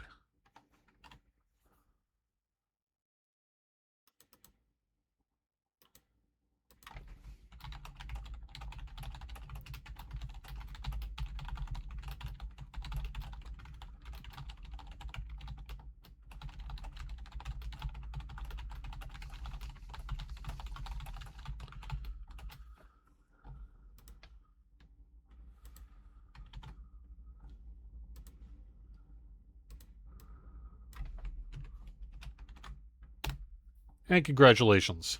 Let's see. Giveaway reset. Giveaway. Let's open up another one. Type exclamation point DDO to enter. This one, since we've been talking about the Titan, let's give out an Eternal Titan Wand. Pretty useless, I'm sorry to say, but looks cool. Has a little Titan on it.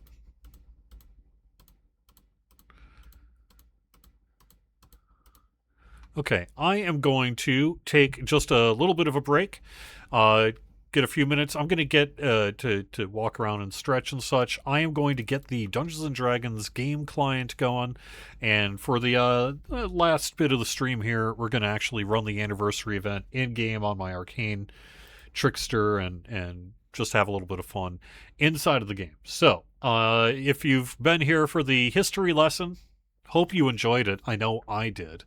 That was a really cool thing. Hopefully I can spend another couple hours here at some point and find a little bit more, but pretty much everything after that I was able to find, I guess it was on Friday morning that I spent about an hour and a half digging through the archives, is stuff that is still currently available on our YouTube channel, because that's pretty much remained constant since about 2010. But not bad. Not bad on that. Well, we could probably do a few reaction videos on a few other things than that if we want to dig into the YouTube channel. But I'm going to head in game here in just a little bit. So if you've just been here for the history lesson, hope you enjoyed it. And otherwise, stick around. We're going to be doing giveaways for probably an hour or so here. And I'm going to be in game having some fun as well. So I'll see you in just a few minutes.